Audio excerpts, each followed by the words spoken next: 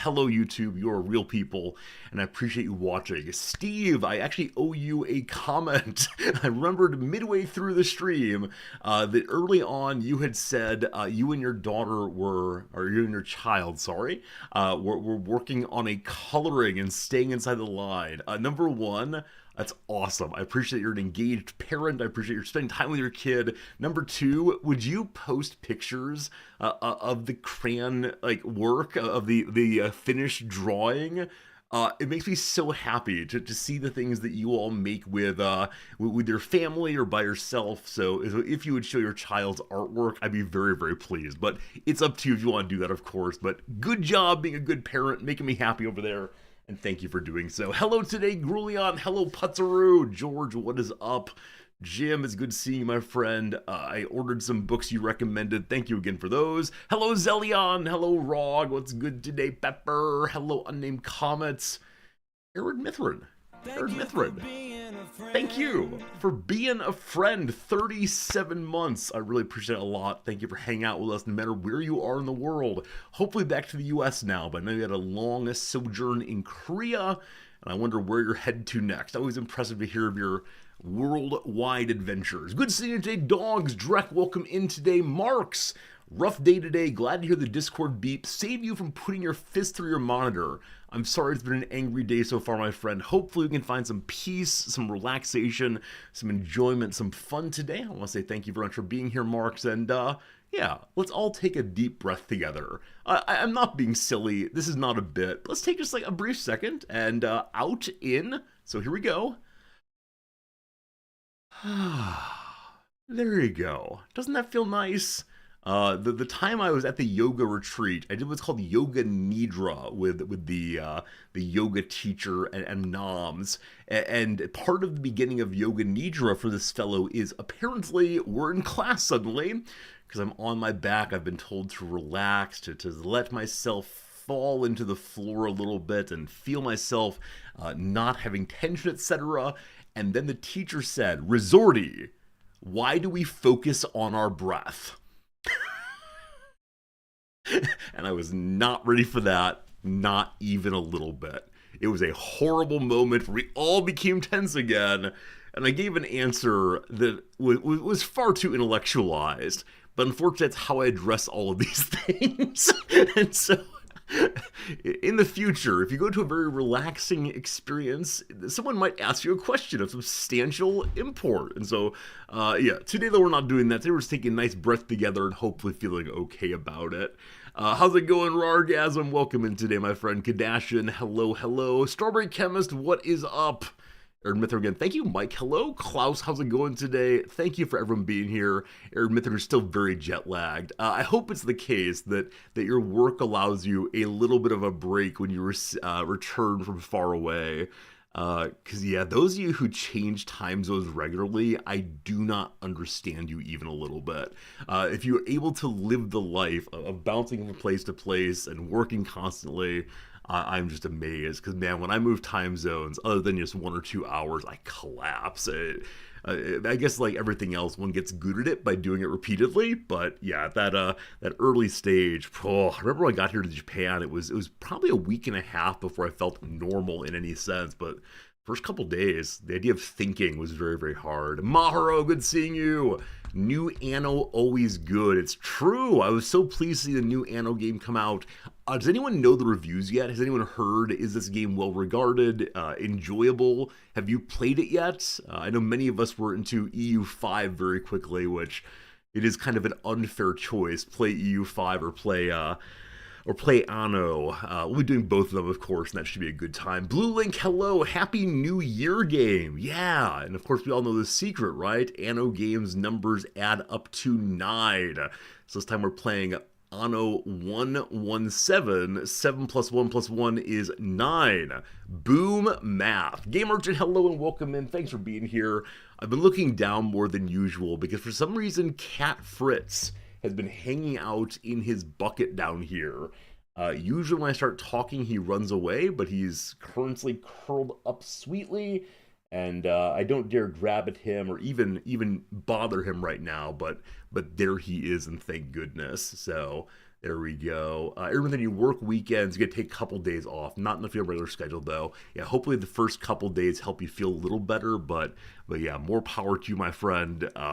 Just powered through all the way. Straight reviewers you respect have really enjoyed the new Anno game. Fantastic. I don't know why, but recently I've been so interested in hearing other people's review of games on the day that I'm going to play them. I don't know why. It's probably a terrible way of doing things. Why don't you just go in, explore it, enjoy it? That would make a lot of sense. Hey, George Plays Twitch. Thank you for gifting a subscription to Fritz the Cat. He is indeed down there. I have ties. I could literally give him a tie, but I don't want to scare him away. I want him to stay just there. And so, thank you for generously doing that. It's your way of saying you need more Fritz content. I could take a photo of him, I suppose, but it's kind of the standard he is curled up. That said, he's not falling asleep. All right, George, because of your generosity and because I think we'd enjoy it in general, I will not neaten up down there. I will even include a bit of my foot because that's honesty, and I will send this picture to myself right now so that we can see it on the screen. To whom do I send it? Resorty at gmail.com. This is definitely bribery. If you give me a gift sub, I will definitely do anything you want. Not literally. Time to invest in a cat cam. I mean, I do have a cat cam. Back in the old days, when I lived in Wisconsin, the cat did consistently sleep in one spot. And so I had a cat cam, but ever since moving here, he does not like hanging out in the stream room, but today he is. So I don't know if this would be a consistent feature of the winter. If so, a cat cam is definitely a possibility. We'll see, we'll see. Foot pics on stream don't make this weird. Jim, even mentioning that it could get weird makes it weird already, I think. I don't want to say you're all going to make it weird, but there's a possibility. And you're going to say like, oh, it's so dirty down there. I live in Wisconsin. Yeah, Flopper. My life path is Illinois, Wisconsin, Illinois, Indiana, Wisconsin, Nebraska, Tokyo. There you go. There you go. Is the path. You assume that I threw out my webcam in the Great Crisis. No, I'd actually given it to Noms because Noms wanted a standalone webcam. So somehow my extra webcam is still around somewhere. Okay, we go to this screen. We put away everything. Hello, Fritz. I need an updated Fritz pic. I guess the one that I just made will function in that way. So here is Fritz. Literally at this moment, I give you Fritz. His eyes are open. He doesn't look quite as attractive as one might hope. His eyes are open. Sitting next to my cord, sitting next to my little comfy mat. You will recall the mat that I'm standing on. I shipped from the US. It would not fit into the boxes that we were sending, and so I wrapped it up and shipped it by itself to Japan. And I probably could have gotten a good one here, but I was so used to this mat and so comfortable with it that I decided to keep going. So there you go indeed. Slivers, thanks for the 100 bits. Tiny Blades is a bit of a jelly bean. Yeah, you can see his little paws there too. He is a cutie, but yeah, when he's like that, with his eyes open, I can't decide what emotion he is showing. Friends, I need your assistance. If you had to judge the emotion of this beast, I guess it's a little grainy, but what emotion would you say? Because I always worry it's somewhere between comfort and despondency. And this is my life. The only good thing in my life is this warm little spot right here. I'll remain here. I want food. This is, of course, the issue, right? The issue, of course, is what motivates Fritz most is food. He already got a treat this morning. Oh, speaking of which, something horrible happened the other day. I meant to tell you all. So every morning when the green screen goes up, it makes a loud and terrible noise. And so to get him to not be afraid of the green screen, we give him one treat every morning as the green screen goes up. The other day, I was overly focused on something else while getting stream started. I don't recall what exactly. But when I went to give him his one treat from the little bag here, the Dreamies bag, kind of see-through, it's cool. I instead dumped out about half of it before I realized what I was doing. And it was a horrible moment because little Fritz was so excited and trying to get all the treats together. And I had to reach in front of this eating beast and try to get as many out as possible. And luckily there were enough of them there that he let me take some of them without getting aggressive. Like, Fritz in general is not an aggressive cat. The only time he's aggressive, even a little bit, is if he feels overly cornered. But I do worry, like, would he attempt to protect food? I don't know. Obviously he's a cat. Obviously cats want certain things and need certain things, and yeah, it was not a good moment though. Christmas for Fritz, and then definitely some theft. Oh no! Oh no! I just crinkled the bag while putting it back. Fritz is now looking directly at me. Something horrible has happened. Anyway, I hope that you're playing a game of I Spy with my little eye. 100 bits for give treat. Okay. I'll do this once. I'll do this once, and I'll even take a photo of Fritz getting his treat. Hey, buddy. Someone gave money so that you get food. This is not a dangerous game to play, not even a little bit. Oh, he's getting up. No, buddy, you can stay in your bed. It's okay. It's okay. Here you go, big boy. Here you go. Ready? Gotta get a treat. Take it from Mr. Slivers. Okay, unfortunately, I didn't catch the very best moment of this one, but I will send it nonetheless. Maybe I should start like doing exclusive cat pictures. If you give $5 right now, I will send you a private Fritz photo. Oh, didn't I do that last year? I took pictures with a Polaroid camera of Cat Fritz. There'd only be one in the entire world, and I sold them. I forgot I'd done that. I should do that again for Christmas or New Year's. I completely forgot. All right, got a new photo. Slivers, this is the consequence of your generosity. Let me get it pulled up now. Let's turn this back to normal size. Good. Normal size here. This was not the plan for today. I had stories to tell you about class yesterday and how well it went, but instead we're doing things with Cat. Oh, there you go, Slivers. That is the photo that you caused. Unfortunately, a mere second later, he got his right paw up and grabbed the treat out of my hand, and that was a delight, of course. So, but there you go. Happy Fritz getting his happy treat.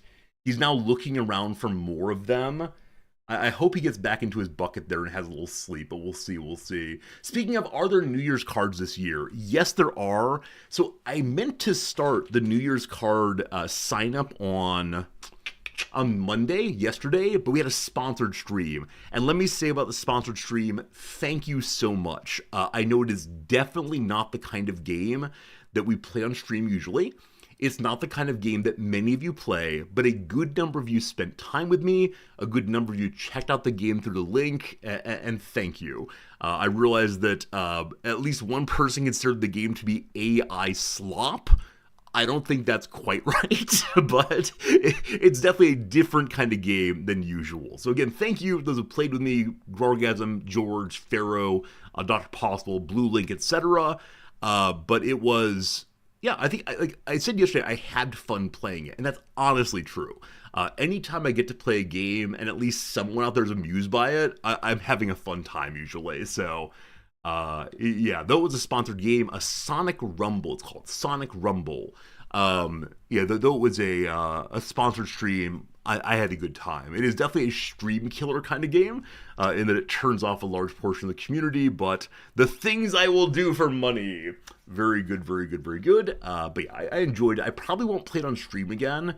I might play it a little bit off stream because it is a fun game that you can play without spending money. Now, there's a tremendous number of cosmetics. There are so many ways to dress up your character in the game, but none of them give you an actual advantage in the playing of the game. And I have to say, games that are loaded with cosmetics, they got to pay the bills somehow.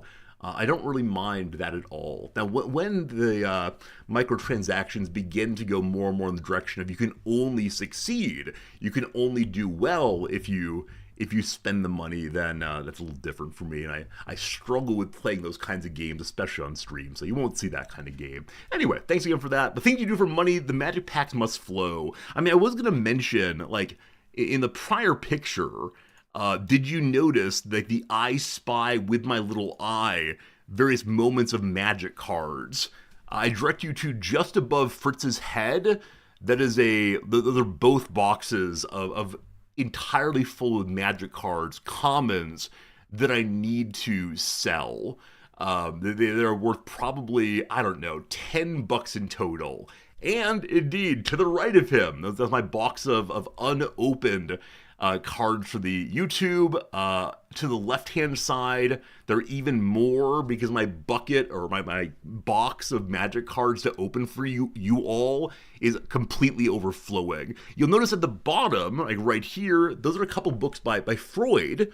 And then the black box underneath, also completely full of magic cards. So we can indicate some things here that indicate I might be enjoying the new hobby perhaps a little bit too much. Now, with that said, what did I just do? Hello, Nine. Hello, Soldier Joel. Super Cheese, what's up, etc. I don't know why you all just changed to a different screen. That's weird. That's very strange. What has just happened here? Huh? Oh boy. Oh gosh, don't look. Okay. Oh no, that was bad. It should be this one. Huh. Well, I'll fix that later. I apologize. Oh, that's right. This morning, I'd like to compliment myself briefly, and then we'll do word of the day. I wake up early most mornings, about an hour and a half before Noms does. And in that time, I'm free to do whatever I want to do. Usually, I do some like fun reading. I play some video games. I do things by magic cards, etc. This morning, though, I want to report in team. This morning, I had my morning coffee, and then I sat down and did serious academic reading in line with a project I've been discussing a little bit over on Discord. A project that asks the question, what can we learn from Japanese culture about anger and shame and things like that? A question of like, where does shame come from in terms of cultural history? How have different thinkers thought about it? I don't know what I'm doing with the project yet, but I'm very happy that I woke up early and did some productive work that made me happy. I'm getting into the research game again, doing some thinking, and that's really, really nice. So we'll see what comes of that, but I think it's a good thing that I have more hobbies other than just playing with the magic cards. But gosh, I enjoy that a lot. Also, in terms of things I am doing that are probably a sign of goodness in my life, this afternoon at 3 p.m., I am meeting for the first time with my new Japanese tutor. I guess I should say no guarantees on that, right? It's possibly the case that he's going to not vibe well with me. It's possible I won't like his affect or his pedagogy, but I guess I'm interviewing someone to be my starting my starting Japanese one-on-one person. And I'm a little nervous because in my emails to him, I indicated my Japanese level is not especially great. I'm very limited in vocabulary. I know how to structure sentences, but I gotta look up a lot of words still before talking about anything other than the things I can talk about every single day, like directions, for example, or where the what we can order at the pizza store, etc. And so we're doing that. And the email I sent him is I would like to have him explain his pedagogy. I'd like him to explain what kind of homework he encourages and so on, which are like definitely the I am also a teacher questions. But he wrote back saying, we'll have at least 5 minutes of speaking to each other in Japanese. And I'm considering pretending as if I know nothing.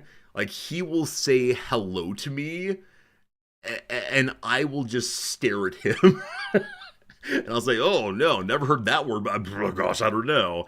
But I think this is going to be a moment of embarrassment, but it's the right kind of embarrassment, right? It's the embarrassment that allows one to begin working. In the same way, if one goes and says, I want a personal trainer to help me do crazy weight squats at the gym, you got to start where you are. So I'll report in tomorrow how it goes, but I'm really excited that I'm doing that, and it'll help me to have the wrong kind of motivation, but still a motivation for learning my language in the way I should have for a very, very long time. Twitch is my dirty secret, I mean, in some respects. That said, I do not think of it as a hobby purely.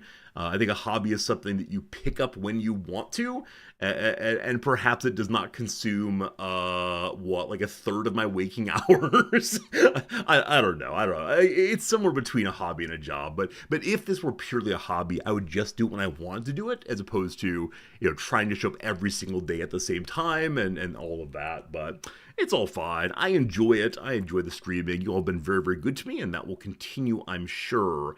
Yesterday's class, good class all the way. I've got this one student. She is really clever, and she does not know it. And this is always one of the most delicate things that I need to pull off. How to indicate to students that they have some real capabilities in my field, without making it feel weird, and without making the person feel afraid of what I am saying. And so, part of it is just nudging on the papers they turn in, right? Saying things like, the point you made right here surprised me, made me think of a thought I don't normally think of, right? This sort of thing. But yeah, I want her to have some confidence in herself. Because like many Japanese women, she's been socialized to be small. She's been socialized not to take up intellectual space even. Many of you know a couple years back I had a similar student who wasn't quite as strong, but still a good student. And I told her, look, you're smart. You're smart. You should know that. And she said, no. Don't say I'm smart. No man wants to be with a smart girl. Gosh, that broke my heart. So I don't know. Those of you who have done the school thing, even through high school, was there ever a teacher who said something to you that you really needed?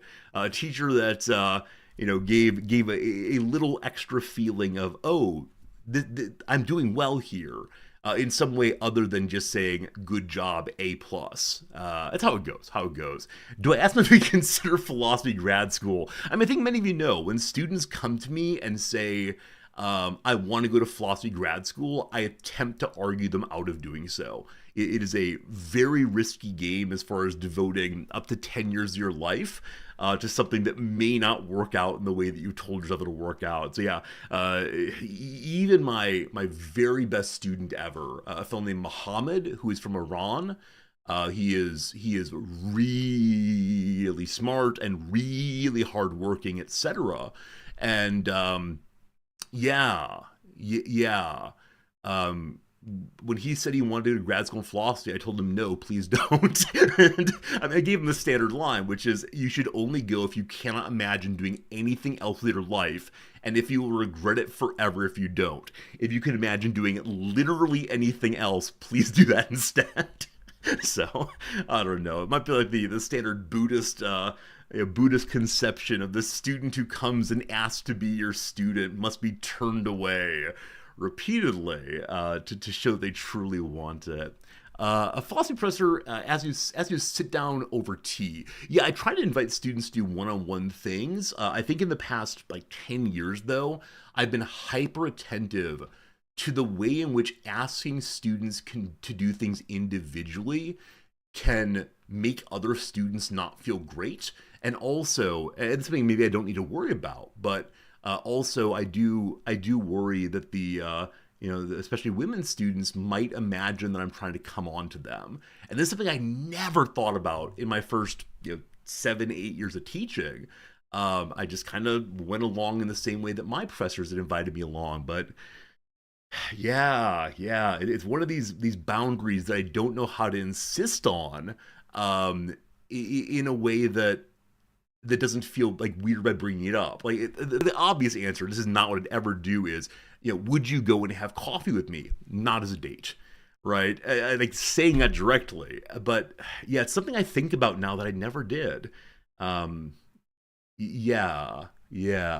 What about getting a master's but not the doctorate? Yeah, I mean, if you want, like, if you want to spend some time studying something, whatever it is, that's awesome. 100% awesome. But if you say to yourself, the reason that I'm going to graduate school is so that I get to be a professor and live the professor's life, and teach people and inspire people in the way that I've been inspired, that part needs to die. We just do not live in a world right now where getting a PhD guarantees you a professorship. Now, if you get a PhD in certain fields, business, organizational psychology, computer science, AI, robotics, there's a guaranteed job for you. Maybe not as a professor, but certainly as a researcher for one of the big tech firms or otherwise. But yeah, in the humanities, we no longer can make that guarantee. And so I think often not we, but people who teach in graduate programs, prey on the hopes and dreams of people who will be very, very disappointed. So, yeah, again, if you want to study something, if you tell yourself, I want to study this thing to better understand the world, to better understand myself, to gain some skills, awesome. Do it. Yes. But if it's to become a professor, it's very, very hard. Very, very hard indeed. It's easier to get a job if you bribe them. I have no money. Apparently, the way that I've managed to pull off a professorship recently is getting married. That sure does help. Exactly, Eka. Thank you for calling out my rightful nepotism. I've had professorships I've earned on my own before. It's just a strange thing to be dragged to our country and not have a job. So you're not wrong on that one.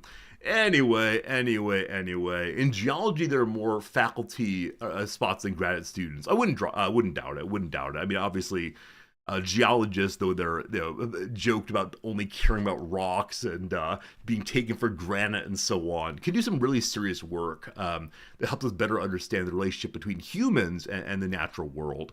I have a geologist friend whose main topic of study is the way in which lakes and rivers are affected by agricultural nitrates, phosphorus. I don't remember which one, but yeah, he was able to show to local farmers and then to the USDA the effects of certain processes. And I think that's great. That's awesome. And yeah, that's a growth field. Philosophy just isn't right now. So, fair enough. I don't know why I'm talking about this, but there you go. Yeah, good class, good student. And a bit ago, someone said that their father, who's a professor, worried about stifling the strongest students. Absolutely. Especially in classes that are non-major classes. I need to teach to the middle. And so the brilliant student will often understand what's happening so quickly. And so I need to find a way, often in private conversation, to nudge them and to say, okay, we've talked about this thing sort of superficially. What else do you see? What else do you see? And in that way, encourage them to maintain their imagination and their analytic abilities and synthetic abilities and all the rest. But okay, enough about that. Let's go ahead and do the word of the day. I feel weird with my foot being there, but you all like the picture of Fritz, so we'll leave it as it is. What's my brilliant student's major? My brilliant student entered the university as an art major. My brilliant student in their sophomore year became a business major instead. My brilliant student is a very strong conflict inside of herself. Her family wants her to make a lot of money. She likes buying pretty things, but she recognizes she wants to do something else with herself. And she asks the sort of standard Japanese question, how should I consider my happiness when so many other people will be so disappointed, angry, unhappy if I make choices against them. Clearly, the question of family expectation. And yeah, last night we talked about earned and unearned happinesses, happinesses that are fulfilling versus transient, etc. And I don't think that she is going to become an art major again. I think she's decided that's not for her. It's a hobby, not a way of life. But I think she wants to use the skills she's developing in marketing and design, especially, to maybe benefit NGOs or groups like that, as opposed to going and convincing people to buy things that they didn't need. And we'll see how it goes. I'm not going to try to convert her to a different major by any means, but I hope I can encourage in her to think the value question as much as possible. Last night she said, "I've always believed that ignorance is bliss. How can I forget the things that we've talked about?" And we had a nice conversation about the eternal sunshine of the spotless mind, and it was a nice moment. It was a nice moment. Anyway, Pharaoh, good seeing you. How you doing today? Flug, welcome in. Glad to have y'all here. All right. It is time to pull up a little game called the Word of the Day. Yesterday's word of the day was not squirm. That was the secondary word. Today's word of the day is, in fact, crucible. Crucible. We know this term. I learned this term from a play back in, middle school or so. The Crucible. It has references outside the play, of course. Guessing many of us know it. Used in various fantasy things about making potions or blacksmithing and things like that. The making of things together. Here we go. A crucible, in the word's literal use, is a pot in which metals or other substances are heated to a very high temperature or melted. But crucible is more often encountered in figurative use, referring to a difficult test or challenge, or to a place or situation that forces people to change or make difficult decisions. Here are two examples. The bronze was heated to 2,100 degrees in the crucible, and then poured into molds designed by the artist. Earlier today I saw on Reddit that was it his name Daniel Fahrenheit, I believe? The man who made the Fahrenheit temperature gauge, Daniel apparently picked 0 based on the lowest temperature he could put salt water at stably in his laboratory. That's what Reddit says, at least. I find that fascinating. Obviously, all scales are picked out of nothing. All scales are made of whole cloth, or at least most of them are. But there you go. The lowest temperature which you can maintain salt water is a non-ice form. Is that right? No. Well, that's wrong. Oh, I forgot what. Okay, one second. Reddit Fahrenheit salt. Here we go. The coldest stable temperature he could maintain in his lab by dissolving salt in water. So, because isn't it the case that we freeze at 32? Okay, is he saying the room temperature then? Maybe it's the room temperature he could maintain with salt water. I have no idea. Science people will help me. Kelvin is not an abstract picked from nothing temperature gauge. Kelvin 0 meaning. Motion ceases. What's motion, man? Alright, cool. I don't know enough about these things. Salt lowers the freezing point of water. Okay. Got it. So 32 is where non-salted water freezes. 0 is maximally salted water turns to ice below that point. Got it, Pharaoh. Thank you for explaining that. This also explains what we play in Oxygen Not Included, why you have to plan differently for the dirty and the clean water freezing temperatures. Man, Oxygen Not Included, a game I wish I were good at, but never going to spend the time to do so. I bet I have spent more time saying that I want to be good at Oxygen Not Included than it would have taken to get good at auction not included. I bet that's the case. Example number 2, her latest novel follows 2 best friends in a fantastical, battle-ravaged kingdom who emerge from the crucible of war with opposing views and values on what should come next. One of my favorite philosophers, Charles Peirce, references is it couple furnace in a similar way? Is this a thing? Cupola furnace. He definitely spells it couple. I know it's absolutely the case. Cupellation. It's a refining process in metallurgy in which ores or alloyed metals are treated at very high temperatures and subjected to cold operations to separate the noble metals. So how is cupellation different than cruciblation? Or are they one and the same? It's our precious metals as opposed to base metals? Is that the phrase for it? Fascinating. Words are fun. Back to it, I apologize. Did you know, unless you're studying Arthur Miller's The Crucible in school, it may not be fascinating, to learn the story behind Crucible, but it can't hurt. Crucible looks like it should be closely related to the Latin combining form cruce, meaning cross, crux also. However, unlike crucial, it isn't. Crucial, at the point of connection. So cool. It was forged instead from medieval Latin crucibolum, a noun for an earthen pot used to melt metals, and in English it first referred to a vessel made of a very heat-resistant material like porcelain used for melting a substance that requires a high degree of heat. Whew! It's possible the resemblance between crux and crucible encouraged people to start using crucible to mean a severe trial, as that sense is synonymous with one meaning of cross.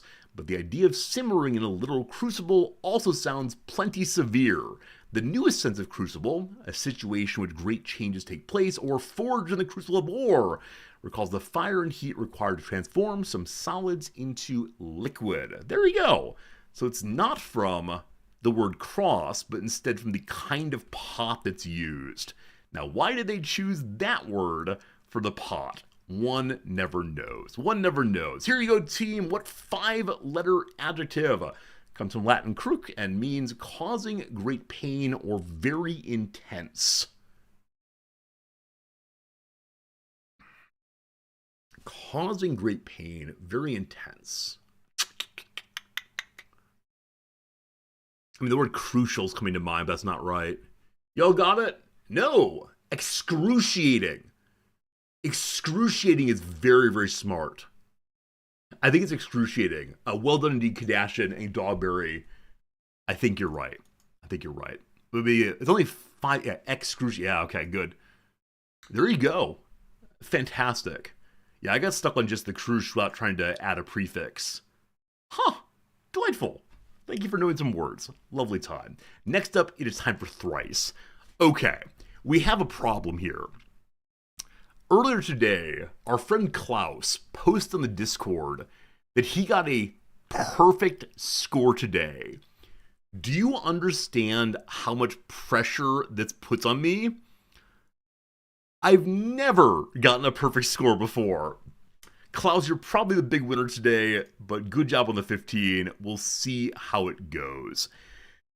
The stone table is the holiest, most symbolic place in what literary kingdom? Okay, I immediately think Camelot. Is the stone table the round table? I'm not sure. The word holiest is making me think it's a religious thing.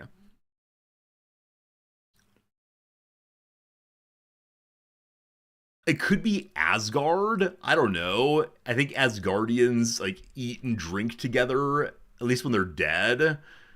I'm saying Camelot, and I'm ready to lose right here. Rough. Though it's 6 of 7 books in the series, The Magician's Nephew is about the creation of what magical world? This is Narnia, isn't it?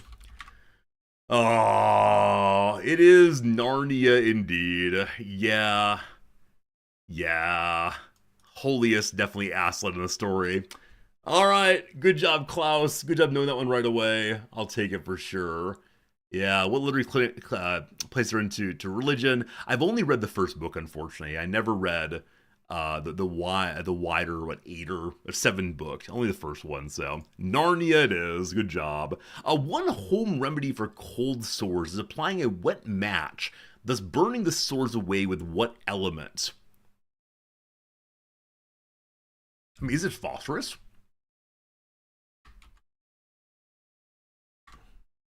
Nope. Living on exactly one expression. Brimstone is an old-timey name for what element? Some firestone. What else burns? Magnesium burns when you put it into water. I thought that matches were phosphorus these days. Rough. I'm saying magnesium. I'm gonna get a 0 today. This feels so bad. Rotten eggs, bad breath, and skunk stank all get their potency from good old element 16. It's methane. It's sulfur. Son of a gun. I think methane is made to smell like sulfur, so we notice natural gas. I'm not even reading chat. I feel so bad already. As a kid, what filmmaker sealed off the drain of a glass shower, thus inspiring a scene from his Oscar-winning 2017 movie? I was hoping it was something to do with Hitchcock's Psycho thing. I don't know anything about movies. I know nothing about movies. It's something involving, like, flooding. 2017 Oscar-winning The Flood. It is Noah's Flood. That's a movie, right? Pacific Rim is the highest grossing film by what director who also did 2 Hellboy movies? Is this Michael Bay? Is it Michael Bay possibly? I like that if his name Bay, he's flooding things. Rough. Netflix Frankenstein is the newest product by Guadalajaran, who, if we understand his family name correctly, is descended from bulls. So Noms and I are intending to watch Frankenstein this next weekend. It's 2.5 hours long. It looks amazing though, focusing well on the character of the beast, the monster, as a man, as someone with intellect and reason and desire, as opposed to just spooky. Benicio del Toro, I believe. Guillermo del Toro. Today feels bad. Is Benicio del Toro a human? If I just put del Toro, I'd probably been fine. He's an actor. An actor. Unlike Guillermo. Are they related? Can I say, like, oh, that's his brother or something? This guy's from Puerto Rico, not from Guatemala. Oh, I feel bad. Why so bad? Pope Benedict XVI allegedly drank up to 4 cans per day of what German Coke brand? Der Kaffeinemeister. Kaffeinermeister. Rough. Oh dear! What many flavored soda brand actually started as a way for Nazi Germany to cope with American embargoes? Is it Fanta? Do you want a Fanta? Hey, there you go. One more. Perfume is the preferred sacrifice of Ursula Freda, one of several Iwa that would govern love in what religion? I feel like I've seen this word in some playthrough of a Paradox game. I'm going to say it's voodoo, because I don't know. Fine. Voodoo or voodoo.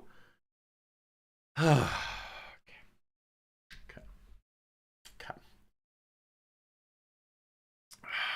Hello, everyone. I'd like to remind you that one of our fair viewers got a 15 today. 10 is usually my acceptable point. That was brutal. That was absolutely brutal. Alright, so it is the case that phosphorus was put in by some of you smart people also.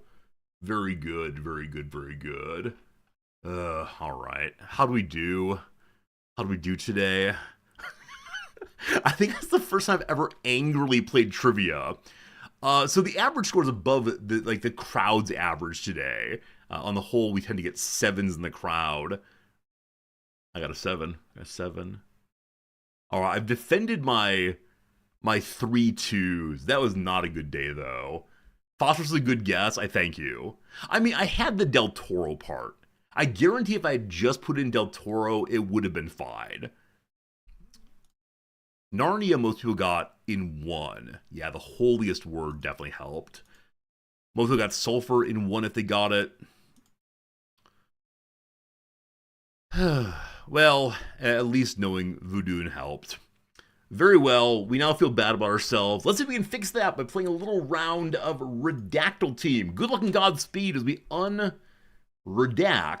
this Wikipedia page right here. So I know that methane, okay, look here. I know that methane is odorless. Now, maybe this is just a US thing. It is the case that, at least in the US, methane has an odorant added, an organosulfur compound like mercaptan. Is this the thing where you're from also? Like, we smell methane in the US as rotten eggs. So I want to say it was a reasonable thing for me to say, it could be methane. That smells bad. Okay. We're moving on our lives. It's fine. It's fine. It's fine. Here we go. Okay. Modern is word number 1. 8 modern, good job. Bassoon, none of those today. System, we have 6 of those. Mineral, we have 3. Kingdom, we have 3 also. He, we have 7. Methane in the mines is odorless. Sakutera, do you want to go live on Twitch right now and do a round of trivia? I will do a trivia off with you. I'm not joking. If you want to like do a Discord conversation, I put your voice on stream. We'll do some trivia. It'll be fun. Do you want to do it? I'm up for it right now. If you go too hard on, here's why you're wrong, Resorty, you will play trivia with me. I've decided. Nature, there are 2 of those. Species, there are 2 of those. We did a bit ago, I apologize. 74, there are no 74s today. How about state? 15 of those. Ounce, none of those. Is it Jackbox Day? As much as I love Jackbox Day and playing community games, I bought Anno this morning and it cost quite a bit of money, so we're definitely playing Anno today. People, there are 28. Capital, there are 3. Biology, there are none. Ethno or ethno, none of those. Major, we have 12 majors. How about nation? 14 of those. European, we have 2. Population, 11 of those. Is it Ukraine this time? There are a lot of Ukrainians recently, not today though. Indigenous, 9 of those. Fitness, none. Region, 8. African, 22. Does it involve slavery? Apparently not. Is it involving Asia? There's 2 of those. How about religion? There are 4 of those. I'll go ahead and run the directions. Those seem useful right now. Middle, south. There you go. There's some directions. How about government? 31 of those. Land ahoy, 18 of those. A colony, perhaps. 4 of those. Is it the Vatican? Today it's the Vatican. I make that joke every time. I still love it. A colony we did a moment ago. Is it Greek? No Greek things. The Sahara, possibly. None of those. Eswatini. I hope to say that right. Eswatini is one of those. Is it the former? I can't remember the former what it is. I think it's a place though. Enclave, possibly. Enclave. None of those. British things. 7 Britishers. Good job. Lesotho. One of those. To do Africa. Africa, we have 42. A capital we did at the beginning. French, maybe? No French. Is it Botswana? Well done indeed. Botswana. Thank you. It used to be Swaziland. Swaziland became Eswatini. There we go. Now we know things. I always confuse Eswatini with Eritrea. The starting E gets me each time. Good job on Botswana. Condition of man got it first. Condition of man, you gotta answer honestly. Did you know this? Or were you guessing random country names in Africa. Either way's fine. I'm just wondering. All right. So the big old cheaters got it very quickly today. I want to know, why do people bother with being big old cheaters on this thing? I just don't see the point of it. Is it to throw off the statistics? Like, I believe that people get in 10. That seems absolutely reasonable. That's good. You got it because it said something about South blank. Or as we think about Botswana as being a southern nation, makes a lot of sense. Thank you. But again, if you were to throw out random answers and get it, that's fine too. Botswana, officially the Republic of Botswana, is a landlocked country in southern Africa. Botswana is topographically flat, with approximately 70% of its territory being a part of the Kalahari Desert. It's bordered by South Africa to the south and southeast, Namibia to the west and north, Zambia to the north, and Zimbabwe to the northeast. With a population of slightly over 2.4 million people and a comparable land area to France, Botswana is one of the most sparsely populated countries in the world. It's essentially the nation-state of the Tswana people, who constitute nearly 80% of the population, a size of France with only 2.4 million people. I wonder if they're primarily in cities or if it's well dispersed throughout. Fascinating. Part of the world I know very little about. We used to begin stream every day with a Guess the Country game. In honor of being Botswana today, let's guess the country. Is this the one? This is not the one. We hate that one. Is it this one? Global. Thank you. Remember what this game's called. Global. Global. Not a website. Please search Google. Thank you. Global. How's it spelled? Glbole. There we go. There we go. There we go. All right. We play by guessing a country and then learning how far away our guesses from where we ought to be. My friends, today we're going to do the great nation of Ukraine, because it's kind of centrally located, 3,990 kilometers away. We do not know what direction. All we know is it's 4,000 kilometers from where we are right now. Now, allow me to tell you, as always, I don't know how long a kilometer is, so I should turn this into miles, but if I do that, some of you get very, very cranky. So back to kilometers. Let's go to the great nation of Oman. I have a student in Oman. Is that close? Ooh, it's closer. 2,145 kilometers away. It is time to engage in some triangulation. So it could be over this way, could be over this way. I'm going to go with Egypt. We are roughly the same as France. So this is warmer. These are equally cool. Let's go Afghanistan. Warmer still, 1,000 kilometers.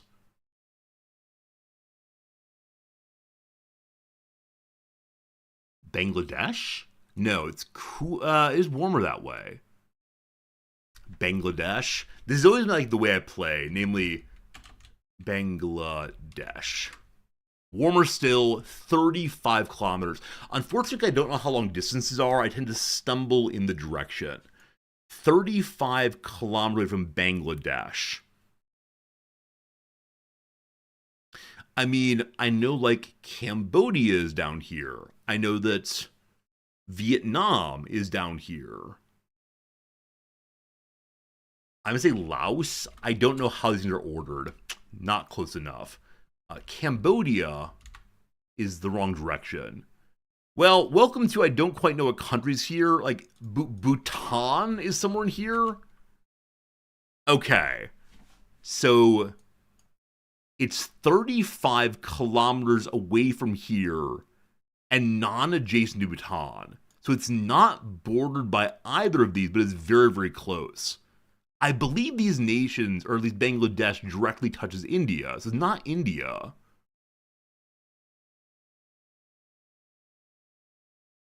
I don't think it's Vietnam. No, it's not. We're here. Well, this is how it often goes, isn't it? where I lose myself in individual countries. Indonesia's on the screen right now. That's cooler, unfortunately. There's Myanmar in this area.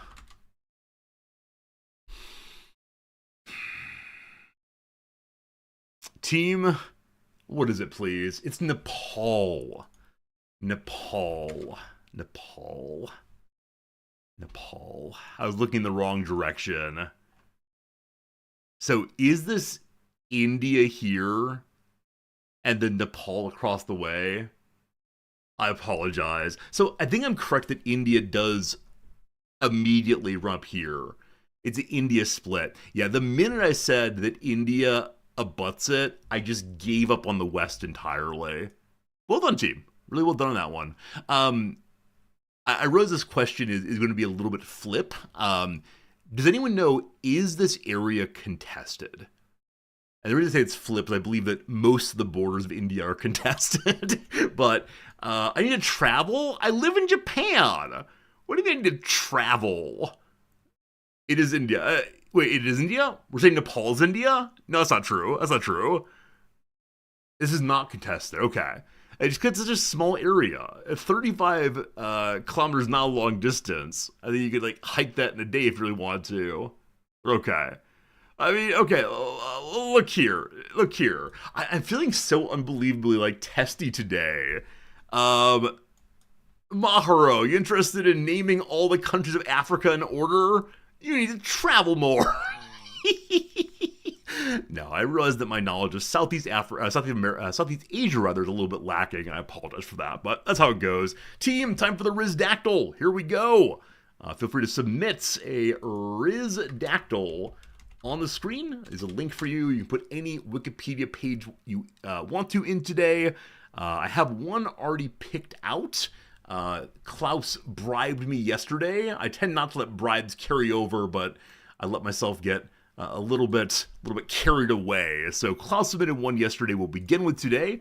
I'm going to say we have a 95% chance of not getting this one, but when I saw it, oh, how I laughed. So Klaus, this is something. We will not go on this one. We'll spend a time, see if we get close, and if not, that's okay too. But Klaus, thank you for the good submission. Let's get to it straight away. Here we go. Is it unique? Yes. Is it a person? No. Is it a place? It is indeed a place. Have you already seen it today? I did accidentally pull up the list of Rizdactyl submissions, so you may have seen it. Yes. If you did, please don't play along. Is it in the U.S.? It is in the U.S. Had I heard of it before? Sort of, yes. I didn't know this exact phrase for it, but I've heard of the general idea. Is it Bangladesh? No. It is in the U.S. It is North American. Is it man-made? Sure, absolutely a man-made thing. Is it in India? No. Still the U.S. Don't do this. It continues being in the U.S. Is it a building? Very good seeing you. It's not a building, no. Not a building today. Is it a bridge? Is it not a bridge? Does it serve food? That is a funny question, but no. Is it Carhenge? I love it, but no. The Grand Canyon? No. A corn maze? No. No. Is it utilitarian as opposed to being decorative? Yes. Is it a monument? No. Is it in the mountain time zone? No. Is it bigger than a school gym? Yes. Absolutely yes. Is it a tourist destination? God, no. Is it a transit station? No. Is it Mount Rushmore? No. Is it fixed in place? Yes. Yeah, we'll say it is. Yeah.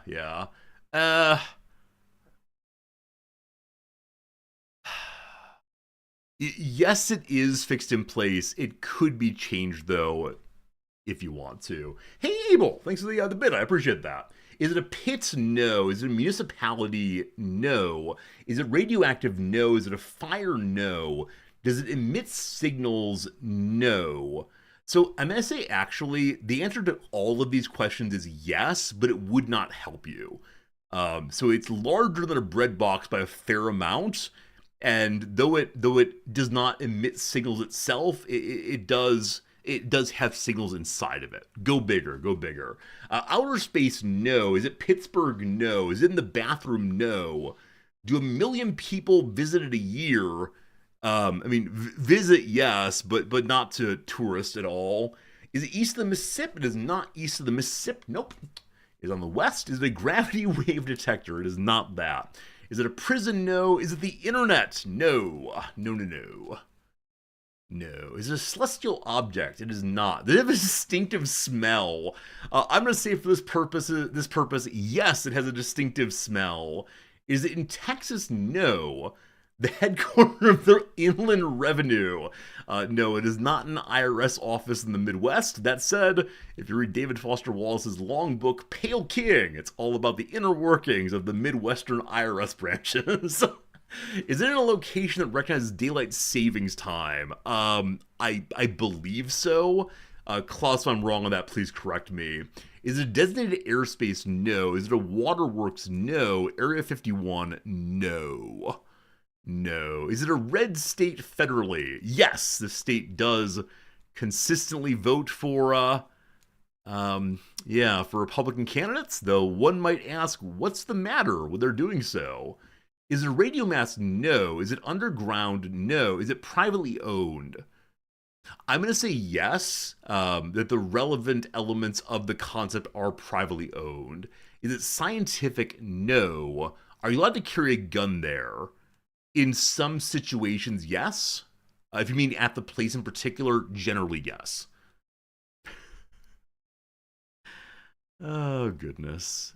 Is it a sports facility? No. Is it in Colorado? No. Is it used for travel? No. Is it in Kansas? Steve, I'm glad someone got my reference. It is in Kansas. It is in Kansas indeed. And Klaus is from Kansas, so there's the connection for you. Is it the cheese bunker? It is not the place where government cheese is kept. Nope, but it is in Kansas. Indeed in Kansas. If we get even into the neighborhood of what this thing is, we'll call it good enough. We'll call it good enough here. I think asking the question of what kind of thing is done here is good. Like you said, is it sport? Is it education, etc.? Is it the world's largest ball of twine? No. Is it related to barbecue? Yes. Is it a salt mine? No. Is it a monument? No. Is it petroleum? No. Helium? No. Avatar of Wind? Yes. Avatar of Wind, thank you for the very generous, very, very generous raid today. What were you playing? Good to see you, my friend. Hello, hello, hello. But no, it is related to barbecue. That's a very good question, and I like it very, very much. Is it a strategic reserve of barbecue sauce? No. We got to get our hands on the Canadian strategic reserve of maple syrup, though. Doing Star Citizen? Awesome. New stuff is coming out. It always is. Hope they're enjoying your Star Citizen avatar. I know it's been a good game for you. Is it a museum? No. Is it the stockyards? Close enough. It is the Golden Triangle of meat packing. It is an area of Kansas that is able to control a tremendous amount of meat packing, the slaughtering and putting into little plastic trays of meat. Nebraska has a tremendous pull also, as does Iowa, but the Golden Triangle of meat packing. An absolute horror show of the place, but if you enjoy eating beef especially, it is almost certainly coming from the Golden Triangle of meat packing, which is 3 counties with a tremendous amount of people making food.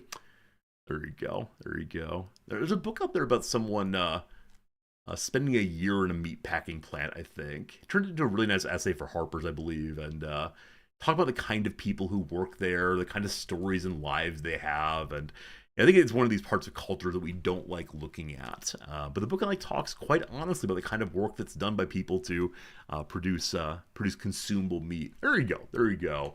Is it the book Cat in the Hat? Common, we just finished one. We'll get a new one up just now. But no, it's not going to be the Cat in the Hat. That's a good guess, Common. Good seeing you, my friend. Okay.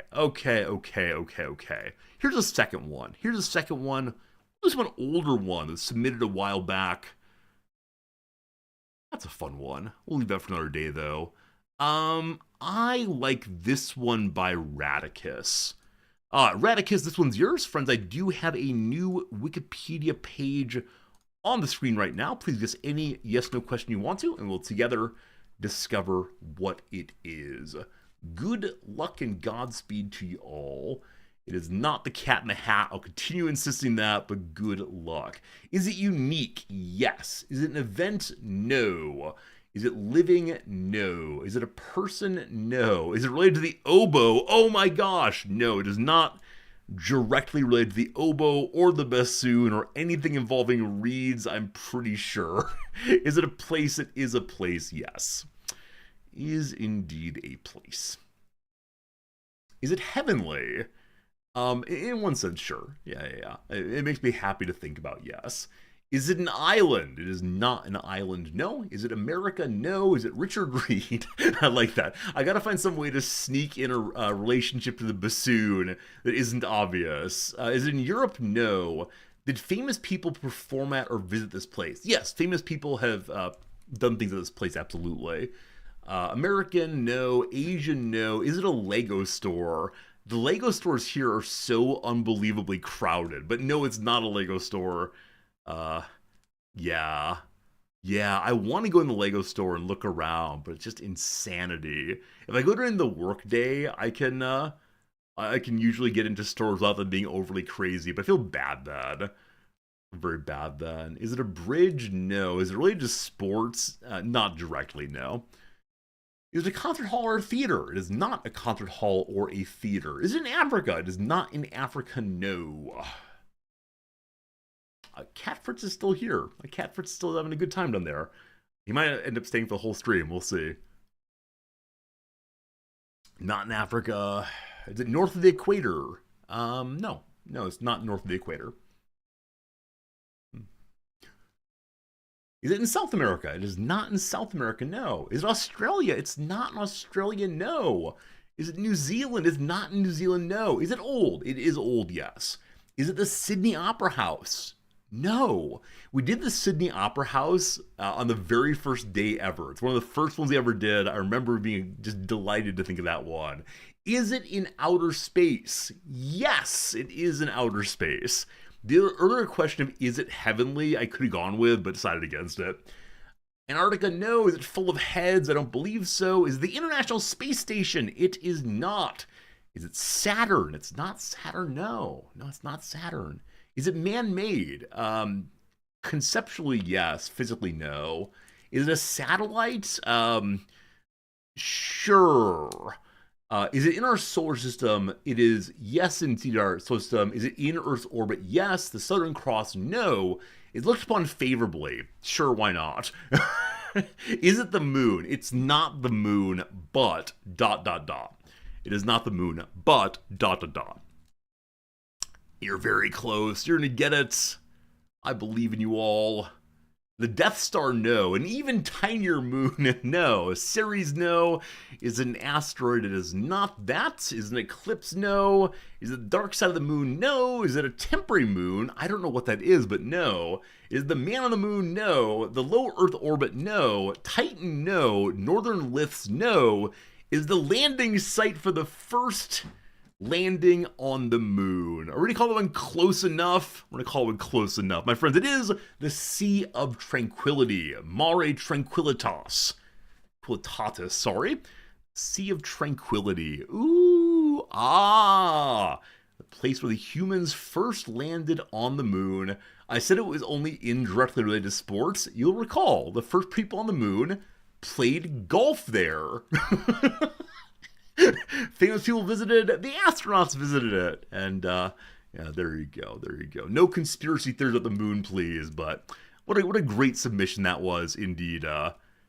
Indeed, Radicus. Thank you for doing so. What a fun one, though. What a fun one, seriously. And yeah, I mean, when I think about people being on the moon, I mean, I can't actually think about it, right? I imagine, some person walking by. Oh, that person could be way up there.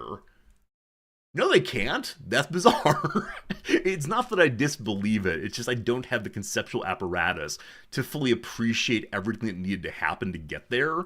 Right? I can do things like, blah, blah, blah, rockets, blah, blah, blah, apoapsis. Past that very hard, though. Very hard indeed. So there you go, team. Yeah, and I understand why we haven't been back to the moon. As I understand, there's not terribly much to see there and do there, but hard to say.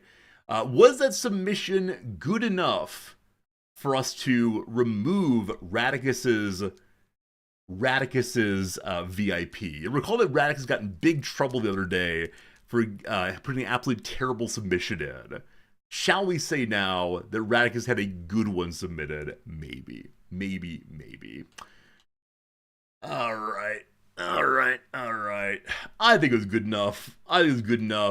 We'll say it was good. Radicus, congratulations. You are no longer a VIP of the channel because you submitted a good one. Thank you much indeed. Let's go and do one more. That one was a little faster than expected. That's all fine. Let's grab one more here. Kaz, this is an older one. I like the old ones. Catechist, thank you for submission. The submission form or submission roster is not updating. 1 second. Want to make sure it updates correctly. Don't want to lose any of these. There's so many of them. So many. I'll fix that later. All right, back to the game. Friends, I see another Wikipedia page on the screen. Please guess any yes/no question you want to, and we'll get it together. It is indeed Kazal's submission. I can't wait to see what questions you ask about this one. Good luck. Good luck. Is it unique? No. It is non-unique. Yeah. Is it going to update now? Okay, there we go. I just need to refresh the page and it went okay. Cool. Can it be tariffed? I don't think so, no. Can you eat it? Yes. Can you lick it? Yes. Is it carbon-based? Yes. Is it an event? No. Scientists have said that maybe the moon's internal layers made the moon more Earth-like than we thought. Huh, I had no idea. That's cool to see. Thank you. A minute ago, Pharaoh mentioned we have a temporary moon. Is this true? Is there a large rock spinning around us for a while and then off it goes? I don't know about that one. Is it a person? No. Is it cheese? No. Is it a place? No. Oh, we had temporary moon. Okay, cool. Good to know. There's so much to learn about the heavens above that it's hard to say what to do. A body was indeed captured. Huh, very cool, very cool. What do we know so far? We know it is consumable. It is lickable. Would it fit in a bread box? Yes, I guess. Yeah, carbon-based also. Those are things we know so far about this one. What more could there be? I'll say directly, it is a tangible thing. Non-unique tangible thing. Is it squishy? A little bit? Sure. Is it an animal? It's not an animal? No. Does it have chocolate? No. Is it meant to be edible? No. Is it or has it ever been alive? Yes. Does it need to be cooked to be consumed? Yes. If you want to consume it safely, it would need to be cooked, absolutely. Also, the meant to be consumed, I struggle with meant to be in this case, but I would not recommend consuming this. Would the ancient Greeks know of this? Yes. Is it sourdough? No. Is it fossilized? Oh boy. I don't know what fossils are. Fossils are like impressions of things, correct? So I think it could be, oh man. Is it a plant? No. Is it wholly enclosed in a larger thing? Yes. It is contained ordinarily. Is it a mushroom? It is not a mushroom, no. What on earth's a fossil? Isn't it like an impression? Gosh, I don't know. Is it a mummy? No. Is it sliced bread? No. Is it an organ from an animal? No. Consuming would be served on a plate in a restaurant? I don't know, but people get very angry if I'm like, is aloe consumable? No, aloe's not consumable. Oh, I could eat aloe. People eat aloe, etc. I don't know. Is it Turkmenistan? Good question, but no. Is it a yolk? No. Is it a bug and amber? No. Is it a mineral? No. See, aloe is consumable, but if I go to the restaurant and say, bring me aloe, they say no. I'm sure there's some restaurant that serves aloe. It's hard to say. It's hard to say. I don't know what consumable means anymore. Edible, we've established, means can be consumed for nutritional benefit. In that case, yes, this is edible. I don't know. I struggle a lot, team. I apologize. Is it man-made? Yes, it is man-made. Absolutely man-made. 100% man-made. Is it organic? It is organic, absolutely. Absolutely organic. Absolutely man-made. Is it crafted? It is not crafted. Well, no, it's not crafted. Is it currently being made? Yes. Is it used for entertainment? Gosh, it can be. Is it man-made in the way you don't like? Yes, it is man-made in the way that you don't like. Is it a toad in the hole? No, but I'm hungry now. Toad in a hole is delightful. Does it come out of a hole? Yes, it does. Is it related to hair? No. Is it a person? No. Is it petroleum-based? No. Is it a phlegm? No. Is it bile? No. Is it urine? No. Is it milk? No. Is it methane? I hate you, but no, it's not. Is it milk? It's not milk. No. Is it roasted scorpion? It's not roasted scorpion. No. Nope, nope, nope, nope, nope. Is it only from humans? Yes. Yes, indeed, it is only from humans. Is it part of the human body? It is part of the human body. We already said it's not an organ, though. Does it come out of the mouth? No. Does it come out of a hole because you know mammals? Yes. A tonsil stone? No. A placenta? No. Is it a cyst? No. Yes, the hole it comes out of is during birth. Is it earwax? No. Is it breast milk? No. Is it belly button lint? No. Is it a bone? It's not a bone. No. Not a bone. Oh, goodness. Is it a child? It's not a child. No. No. Is it meconium? It's not meconium. No. It's not come out of that hole. Is it a dead human? No. The umbilical cord? No. Is it the afterbirth of placenta? No. Is it a fluid? It's not a fluid. No.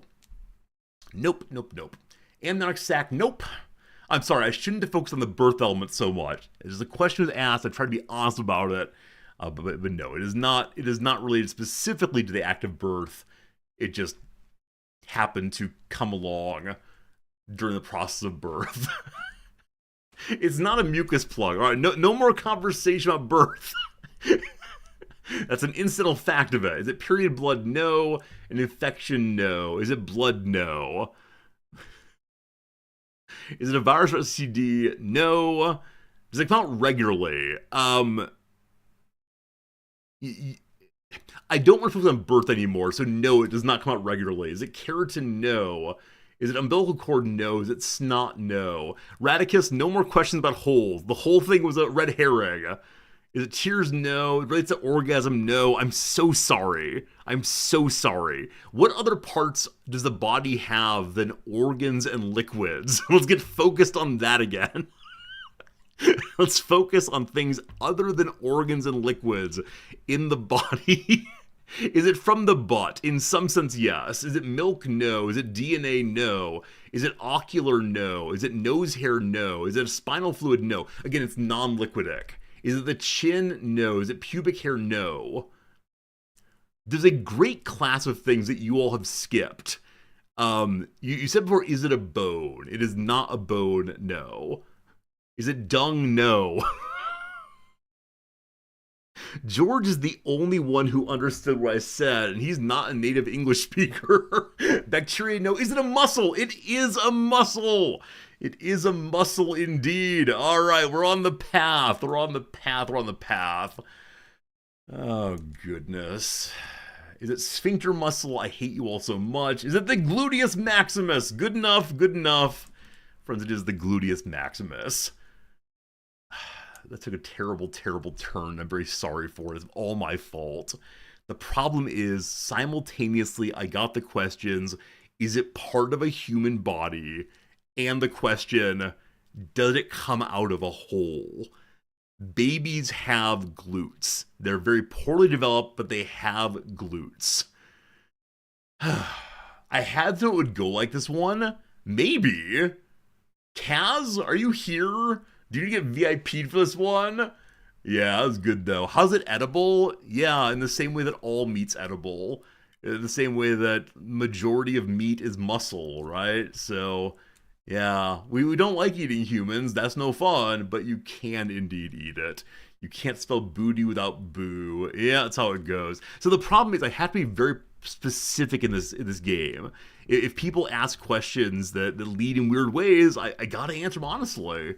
And so, yeah, bodies of humans have been eaten, can be eaten, and so on. Feels bad, man, but is what it is. Anyway, friends, it's time for a video game. It's time for us to play a game other than let's stare at the screen together.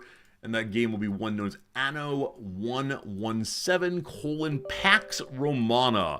I've yet to open the game. I just finished downloading it before stream, so hopefully it will in fact launch. We'll see. We'll see. All right. What do we say today's title is? Do we make a Rome-based pun? Or do we instead do something involving just like, hi, we're learning?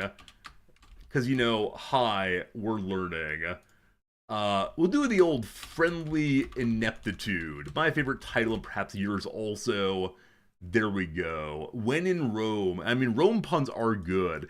The problem is they can't be predictable Rome puns. The Ubisoft Connect is preparing to launch my game. My game, it is being launched. There's slight overload in my computer right now where it's loading it for the first time. We'll give it a moment and see what happens. Spam, I appreciate you very, very much. Let's roam around town. Oh, that's some good stuff. More jokes, more good. I'm going to go and capture the game now. Please load. Please load. Game not responding. Oh boy. Oh boy. Okay, it's loading now. I see it. May I make you all see it now?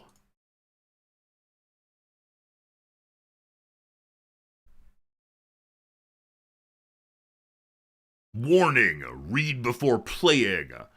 Alright, this is the standard epilepsy warning. Is there an opening video? I want a video so badly. Seemed like no. Press any key to start the game. Do we play the tutorial? Yes. I've played other Annos, but I love hearing how they present the same information in a new context. Display, all fine. Interface. I'll make the UI bigger for you all. How big do we go? We'll go here and see how it feels. Subtitles, yes. I'll make subtitles bigger for us to read them more easily. Those of you who have me on televisions. Input, standard. I like it. All roads lead to Rome Zordi. We gotta workshop that one, but I like how you're starting it. Alright. Hall of Fame. I have no fame at all. Latium has a little fame. Albion, none. Very good. Are we gonna drop all of our U's? So it's Latvium? Latvium? Maybe. Alright, alright. What's the additional content?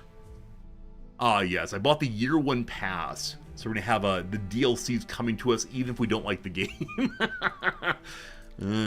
Friends, an ad break is coming. I wish you the best of luck in making it through the ads. All you'll be missing is the opening of the game. So campaign, don your toga or stola in a tale of intrigue and ambitions. This is the quest mode. Other side is the endless free-to-play, no, freeform? Sandbox mode, maybe later. For right now though, we'll follow the campaign and see what happens. Will it become a Kaiser? We'll see. Alright, we can play as one of two people. Marcia Tertia, eligible daughter of the descendants of Delta. The third Marcia born to a wealthy household at Nokratia is a quiet and observant young woman. Like most girls her age, Markia is expected to marry, though being of patrician birth, she has little say in the matter. Soon, she must leave home behind to join her future husband, a Roman governor. Little does she know what part she has to play. So I wonder if the two starts are substantially different then? Women of a noble class had some standing, but not nearly as much as men did. So I can't imagine the campaigns are just the same. On the other side, we have Marcus Nocratius, ninth son of Decimus of the Delta. Farewell, my favorite sister. Just don't tell Secunda I said that. Okay, so they're born of the same person. They're brother and sister. Good luck, little brother. Be careful in that snake pit. As the character's saying. After a childhood spent clamoring all over Nocratia, Marcus, the tyrant's youngest, had to be hooked from the street to attend his lessons. Tired of his son's antics, Decimus put him to work in the imperial granaries, counting beans. Nothing, however, could have prepared Marcus for an unexpected summons. It was to change his life. Those of you who have seen the game or played the game, is there a substantial difference in the two playthroughs? Or do they end up coalescing into just the same playthrough after a very short period? If they're substantially different, I'm fine with taking a vote to see which one we play first. If they're the same thing, though, I'll probably just go with Marcus and call it a day. Yeah, I probably should have read the promotional material before playing the game. And yeah, I have no idea. I have absolutely no idea if they're the same. You only saw Marcus, and maybe it's just cosmetic. Yeah, maybe so. It's hard to read the story. I mean, maybe Marcia's husband is killed in battle very early, and so by necessity she takes over. I have no idea. You've only seen Marcus. I'm gonna go ahead and do the non-Marcus playthrough and see what happens then. So we are playing as Marcia. Oh, I forgot to mention the intro. Yesterday evening, beloved Noms found a man playing Kate Bush's Wuthering Heights on the slide whistle. And I'm considering mixing up the 10 gift sub level so it doesn't just always play the Jurassic Park awful song, but plays from a collection of awful songs, possibly also including Titanic on the flute. Pan flute? I'm not sure. Anyway, if you want to amuse yourself, and I'm not doing it for you today, consider going to YouTube and looking up Wuthering Heights on the slide whistle. Noms just laughed. So I'd already gone to bed to do some reading. She was up late doing work. While doing work, she listens to music. I have no idea how she found it, but from downstairs I heard her cackling and cackling and cackling. Not enough to get me to stop reading, but when she came to bed, she told me about it. Anyway, let's set sail. Tips for governors. Dorian's heart beats for a healthier, friendlier society. He's eager to prove his left-handedness is no curse, but lifting up others and anything really. We do not know who Dorian is, but it's a friendly society. They recall that left hand, left is sinister, sinostro, right is dextro, the dexterous able and good hand, the awful evil and weak hand, sinister dextro. Poor left-handed people had a curse upon them from birth. Sandstorm on a toy trumpet. See, what I'm not sure about is if there's a variety of songs, will people be more interested in giving gift subs as a Skinner box, you never know what you're going to get kind of thing? But of course, 10 gift subs is expensive enough, so I probably shouldn't mess with people. My heart will go on the recorder. Closet said thank you. Yeah, I will put all these in. I don't want every gift sub level to be terrible music, because I don't want it to happen too often and make the channel too weird, but I think it'd be fun to have a randomized song outcome. Still loading? Still loading that. We'll check it out. Currently for 5 gift subs we have the This is Democracy Manifest guy, which I think is delightful. Will we stay with that? I don't know, but it's a good time. Alright, it is time to set sail. Do we get an opening video? Let's find out. A Ubisoft Mains production. I think we do. I will leave you to it, my friends. Enjoy the video. I'll be here but quiet. Wrong button? Oh gosh. After the rise comes the fall. Exile. Not my first choice. But neither was my husband. Maybe it's time I left her behind. The girl who never got to choose.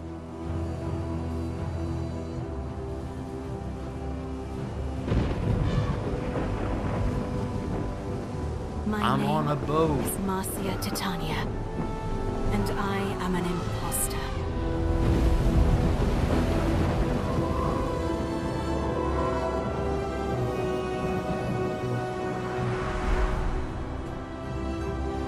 In the 40th year of Pax, I was summoned to Latium, province of long shadows, to marry Titanius, a man thrice my age. Arguing with father proved rather pointless. After all, marriage is what daughters are for.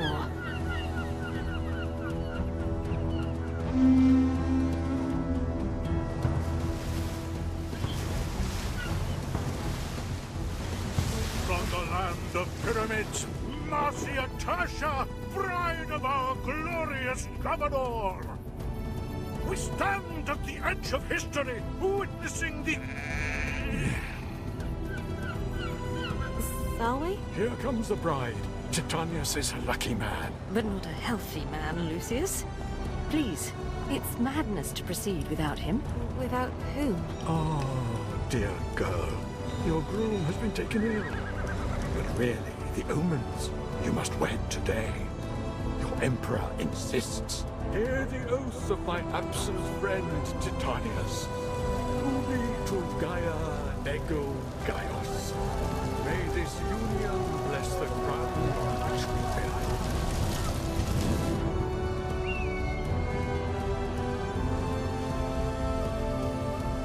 It is done. These are your husband's estates. This is where I leave you. But... Imperator, why? Felicita, Marcia! The slave will explain!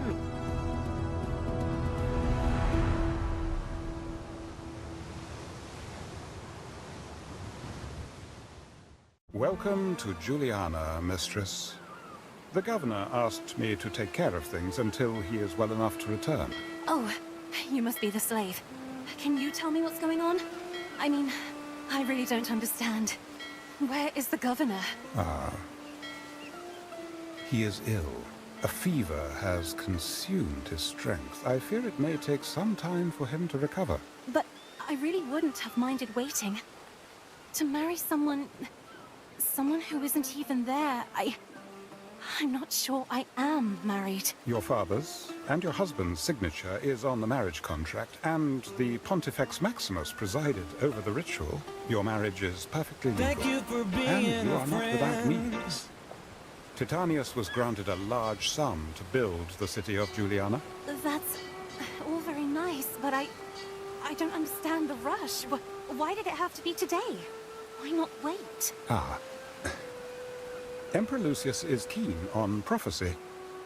I believe he deemed today essential for the future of the city of Juliana, and for the health of your husband. He never mentioned any of that to me. I wish he'd explained more. Emperors rarely explain themselves. I understand you are distressed, but Juliana awaits. Perhaps you could help me make a few minor arrangements? I suppose so.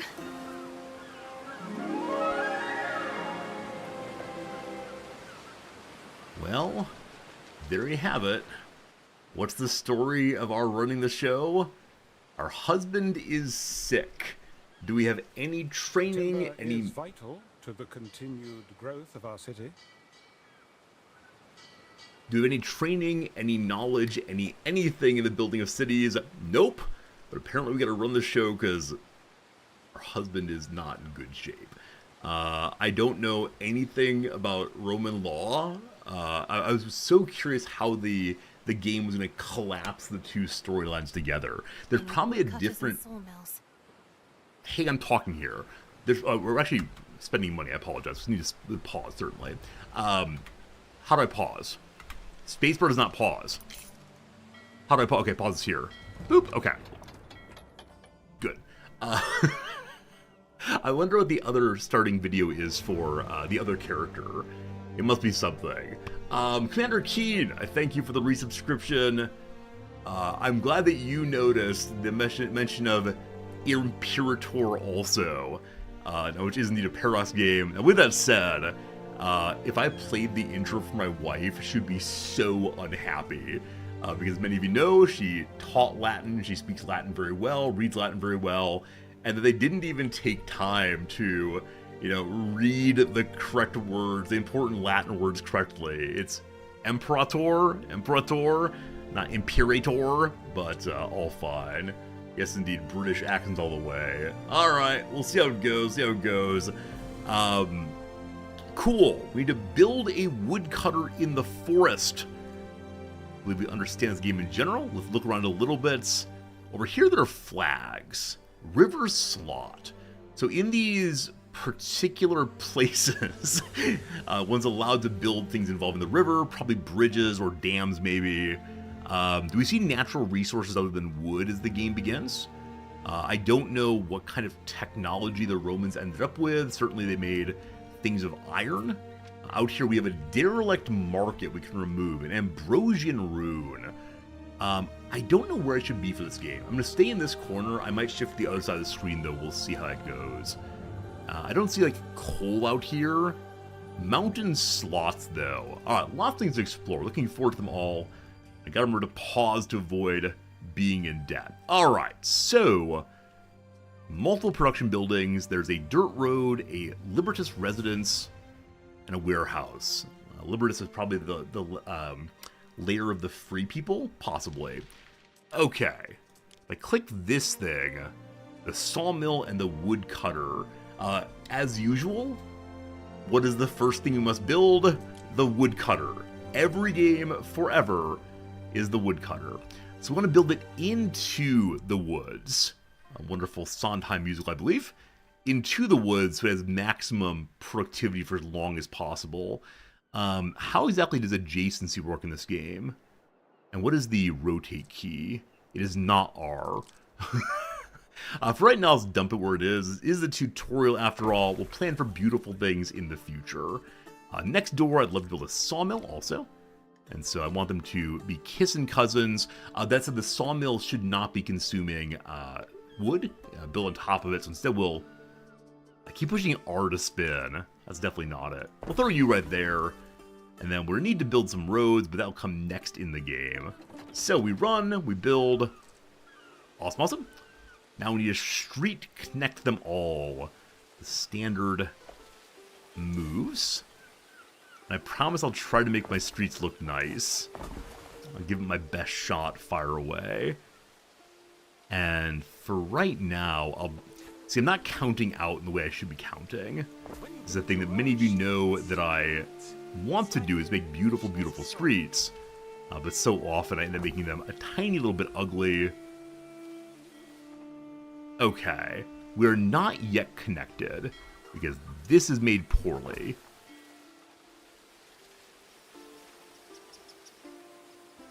Why are we not connected? Do I have to build into it?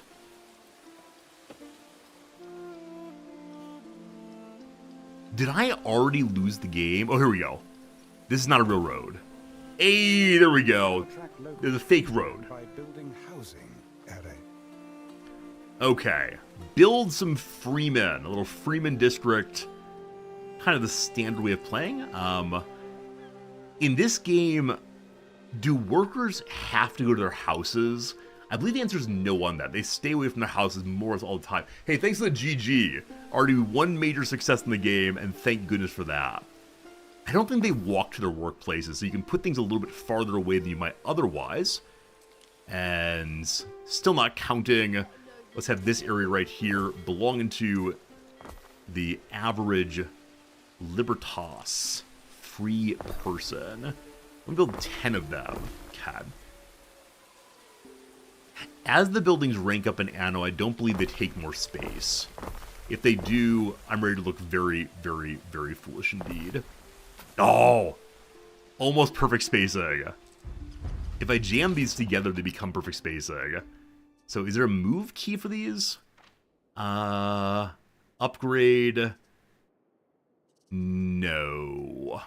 Probably have to smash it and move it. That's fine. I'll make this all more attractive a little later. There we go. 15 residences, when they ask for 10. Looks like perfection. Alright, folks here want roads. Into this backwater area, should you provide them nourishment. Did these people refer to my home as a... Can't have people going hungry. As a, backwater? Cat Fritz is crying. I think I may have closed the door and locked him in here with me. Pardon me for about 5 seconds. Cat Fritz? You are locked in here. Oh no. Sorry, buddy. Sorry, buddy. Good boy. Back anytime.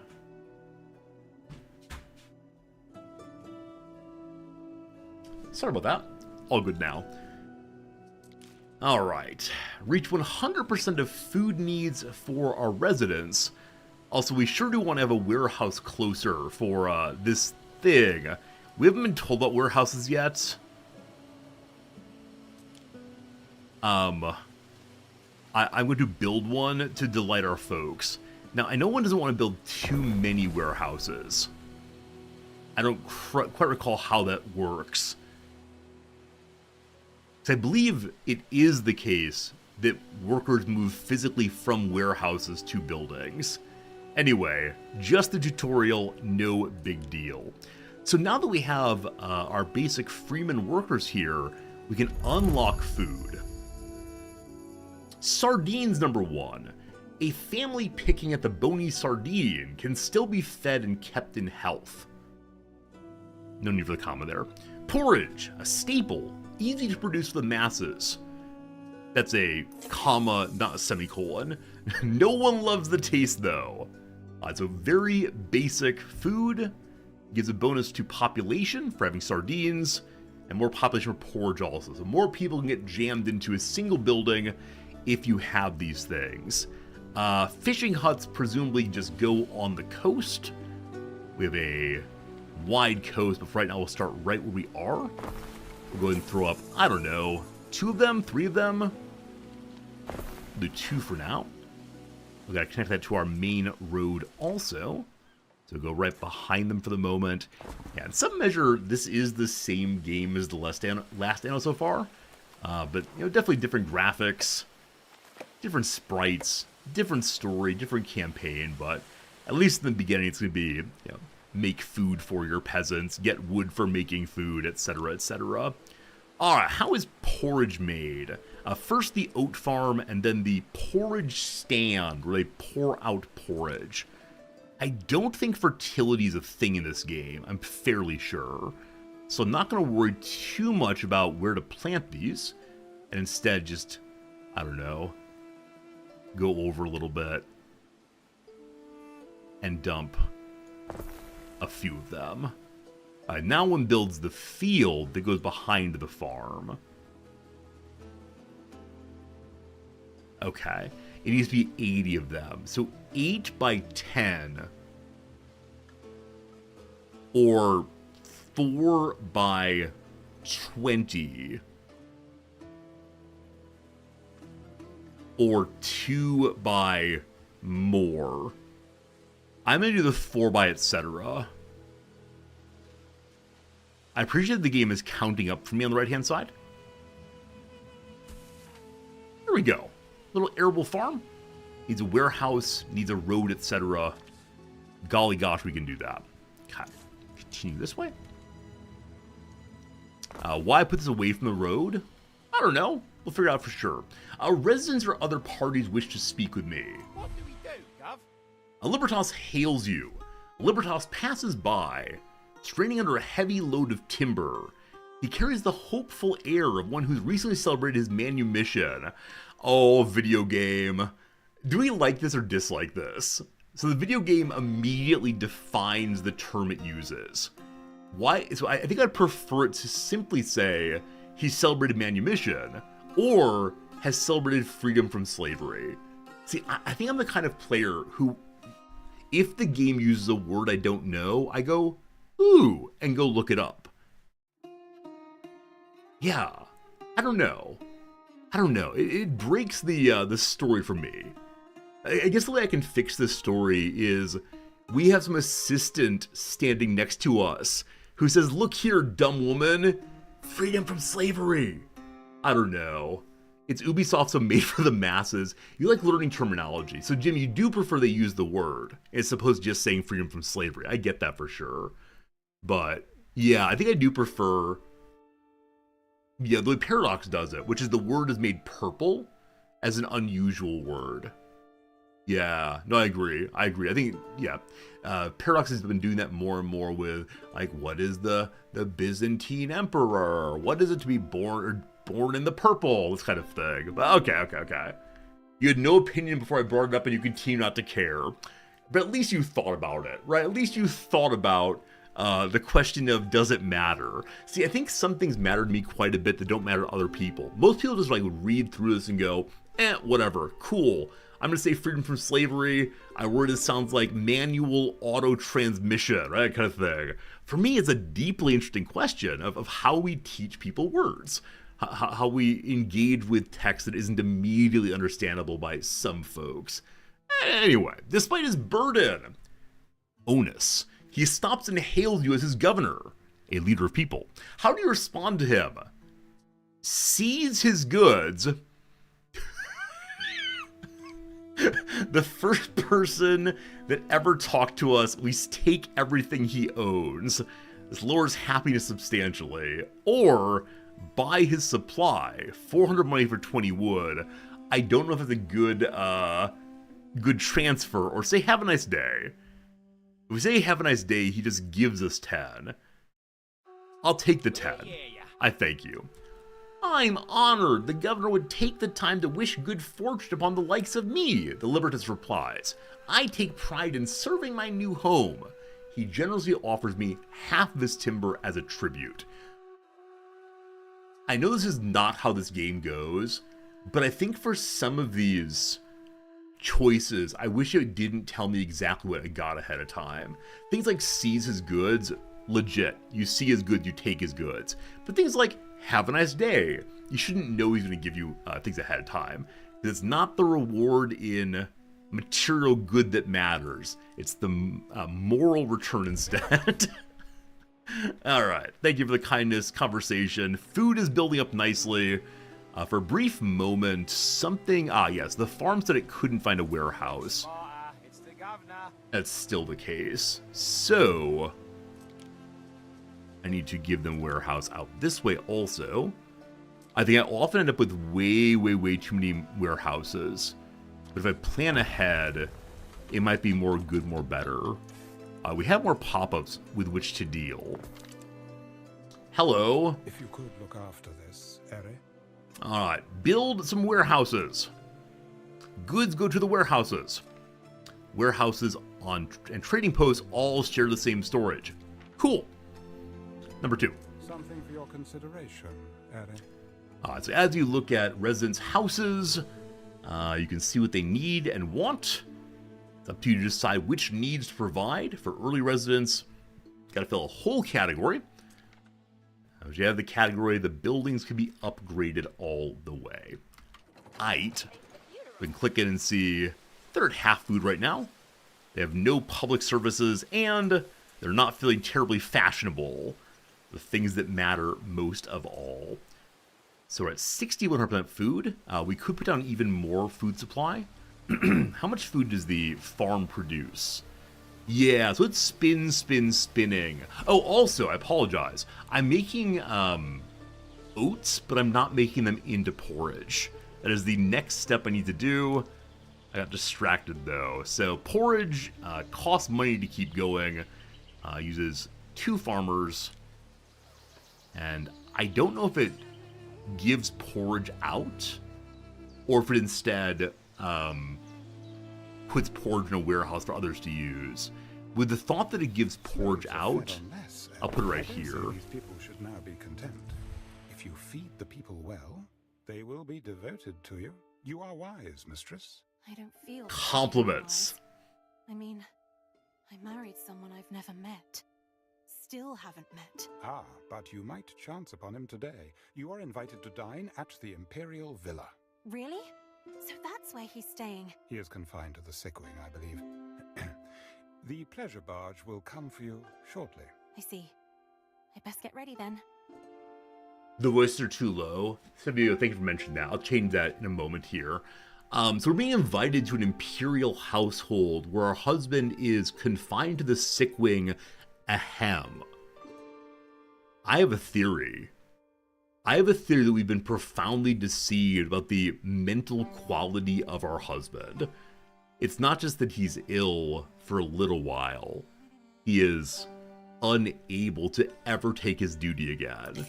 In which case, why on earth were we hired? Alright, we can bring some sardines. Or just me. I will bring sardines to make Lucius and Julia happy. Julia, though, Juliana is the name of our island, I believe. Here comes some sardines. Your household prepares a platter of sardines. The smell is invigorating. It's the best we can do. The Imperial pleasure boat's on its way to pick you up. Okay, one moment. Donde está? Settings. So I'd like to turn the overall volume down. Choose. And then keep the voices high, and then turn it up on my end Choose. a little bit. Okay. So I want NPC voices to fight with me, but This nothing matter else. requires your input. It is complete. Okay, I think that'll be close to my voice. This matter requires Hopefully your that helps. input. Okay. Back to the game. So, we're awaiting a barge, which I guess means my character's physical existence in the world. I haven't seen her yet, but I wonder where she is. Attract 12 people. Okay. Miss Sardine and I, we're both very small fish. How do we attract people to come visit? So population, increase workforce. Huh. Do I need more gerbs for them to do? Or just a matter of time? Or does each building hold but one person right now? I think right now each building holds but one person. And so we need to build additional buildings and hope that they're able to level up. Yeah, so we can't make an additional workforce until we have... Oh, they don't have Porge going yet. They need a Porge also, I think, in order to make this thing go. So currently the Porge is being taken to the warehouse. Oh, paused. Why is nothing happens? He asked to himself. Give me just a minute to see if the population increases in the houses from 1 to 2, I believe. If it does, we're happy. If not, we'll build more houses. So, we're now building the Porge stand. Bringing the first load of oats. I'll probably make a second farm in a moment here. And also, in an early game, the warehouses are very, very, very slow. Okay, they're spinning along. 1%, 2% done. We might need more than one Porge stand to feed our people, but we'll see. Also, we're not making money. We still have lots of money to burn on our initial situation here. I should start doing math also. I always forget this is a bit of a math game to determine one's ratios for, building buildings and so on. So we'll look in a second at that one. Need to build the basic road on over. Okay, connect you up. Lovely. Might be a holiday break game. Yeah, Drek. I mean, this is a game that you can sink a lot of hours into. It's absolutely beautiful in all cases. The gameplay loop in this game is so satisfying for me. It's relatively easy to discover what's going wrong. And if you catch it early enough, you can often fix it. So it's a strategy game, but not the most complex of strategy games. It's a city builder, but one with a little bit more strategy. I think it's kind of fun. For sure. 25% of the way to porridge. Yeah, again, I don't... How much do you actually feed? So it's... Is it one porridge every routine? If so, goodness gracious, how much does one porridge feed? Okay, so porridge is beginning to fill up in the nearest residences. When it hits fully full, I believe, there we go. So it is increasing more and more and more. Any city has need of public spaces, the patronage of which could add greatly to your popularity. All right. Public services are desired Public next. buildings. That'll be markets and taverns. My brother's favorite hangouts. Speaking ill of our brother, here we go. The market, a central gathering place for trade and barter that every community can use. So having access to a market allows one more population in each house. The tavern, more population, and also more attributes. Are we building a Publix? No, we're building a Wawa? Is that it? Go Pittsburgh? I used to like the Wawa quite a bit, 'cause I like John Fetterman quite a bit, but now we're building an Aldi grocery store. All right. So... Public services should be erected close to residences in order to meet people's needs. So one easily can see here the wide variety of places that are being hit by the marketplace. Ideally, you want your marketplaces in the middle of your city so residents get there easily. The tavern where you're seeking company or drinking alone. All are welcome in Taberna. We'll throw it right here as well. And then probably end up building another little city area just behind, most likely. Oh, Sheets is from Pittsburgh. Wawa is Philly. I apologize. I knew they were both Pennsylvania in some way. The story of Aldi's is interesting. Yeah, why no? Isn't it the case that Aldi's a German company that two brothers end up splitting over? And one of the brothers gets, like, Germany and Europe and so on.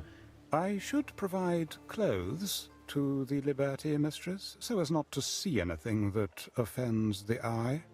Okay, so the slave is complaining about the free people's My sister clothing. Secunda would totally sneer at their simple clothes. But guess what?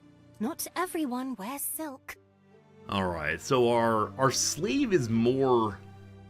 I feel bad calling him our slave. His name is Ben something.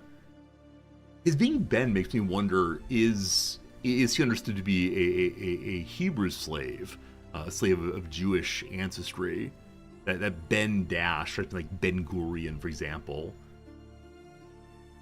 Yeah, Ben versus Bin, I think. We'll look in a moment at what his name is. Each need you fulfill gives you more attributes, money, population, and so on. Attributes benefit the city, more population, more workforce, income increases over time.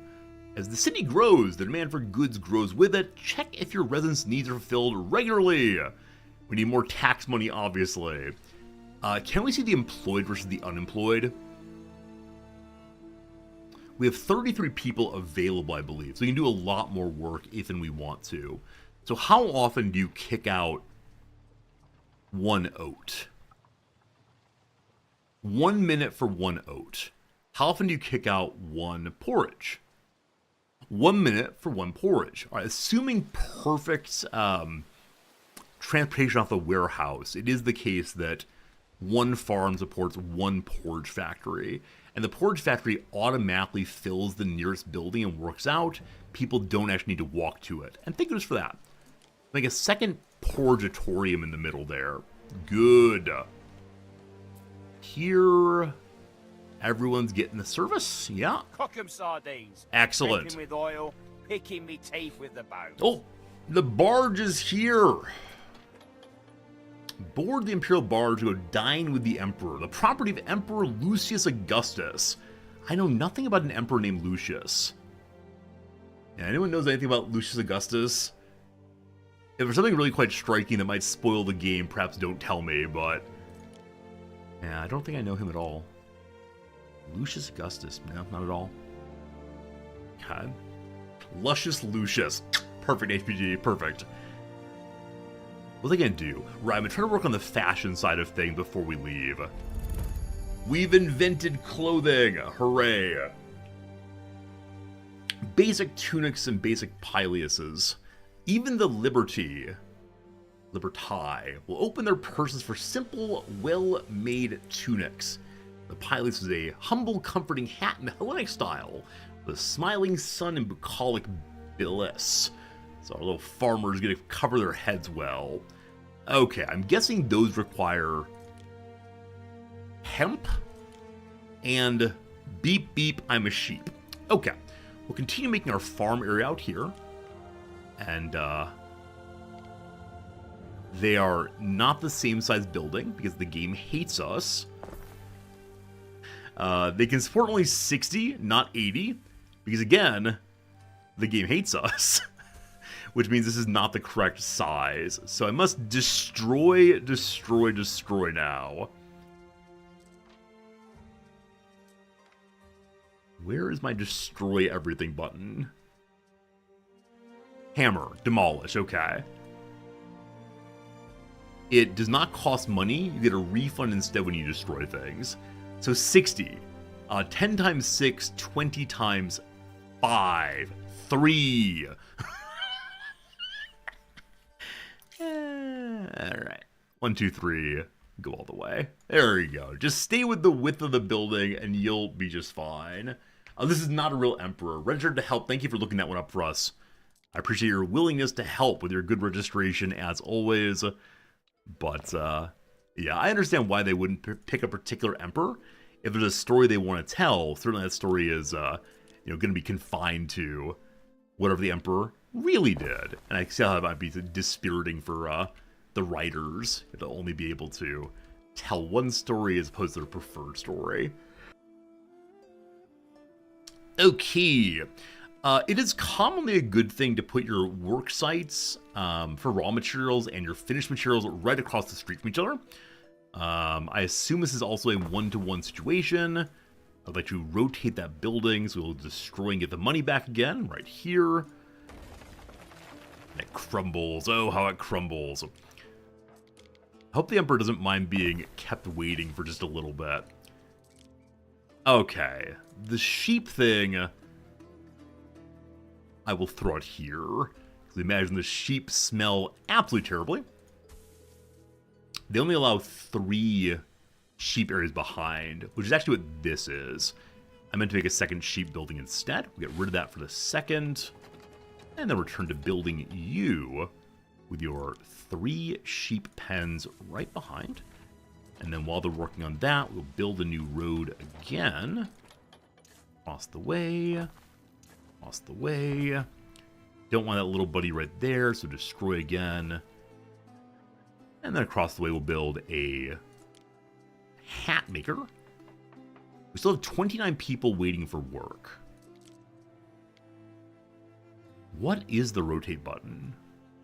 Okay, that's the move button. That's not it either. Anyone? Rotation key? Building you. That's right. Building you right here, right now. Middle mouse. Hey, you absolute hero. You absolute hero, thank you. Nice.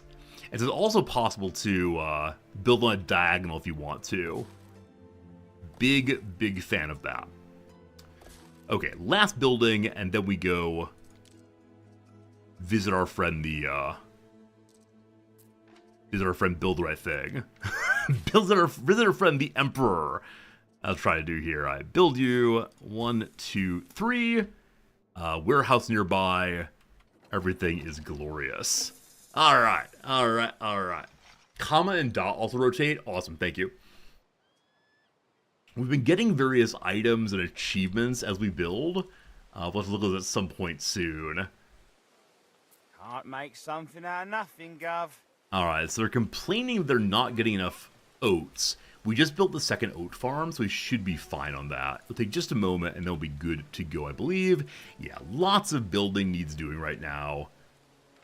We have 3 wood. They need a lot more. So I'm going to let them work on that while we go visit the Emperor Ipse. Hopefully they don't yell at us for bringing along stinky sardines. Hey, Dan's good seeing you. Wasn't Gladiator based around Lucius? I thought it was based around Marcus initially, and then whoever Marcus's kid is. Cool. Cool. We now get to see how one properly makes a city. Marcia, dear, what happened to you? There's bits of fish on your stola. Oh no, I'm sorry. That'll be the sardines. Sardines? Did one of those fishmongers run into you? People are really awfully inconsiderate these days. Do I not I hope belong here life anymore? in the Bay agrees with you. I think it does. Juliana's all right. Can't say I miss the summer floods. All right, she says. You'll see. One day all will bow to the glory of Juliana and its Empress. Empress? If you say so, Imperator. Oh, don't worry about it now, dear. You will have help. Julia will succeed me as Rome's first Empress Regnant. It is decided. I fear the Senate may still press you to adopt, my love. Any one of their number, any man, even Calidus. Caldus? Calidus? What? Never. To Pluto with them. Shadows of men. Be glad your father did not marry you to a fool. To whom did he marry me? What do we say here? What do we say?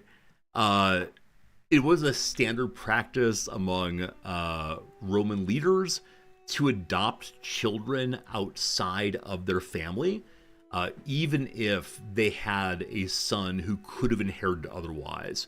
The reign of the so-called 5, I think, good emperors, they were good because they did not put their own biological children onto the ruling imperator seat, but instead adopted someone from a different family and made them the ruler. Sorry, I hit my microphone there.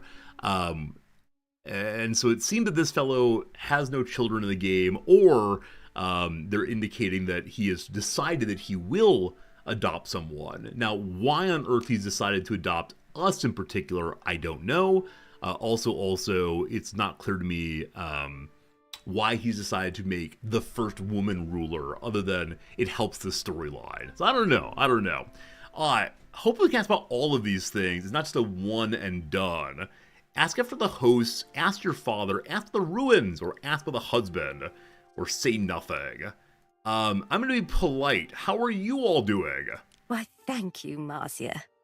Latium is a lovely place, far away from all the gossip. If only the Legatus Calidus would desist in sending us his demands. This place would feel like the holiday paradise it once was. Tcha! That arrogant little camp follower.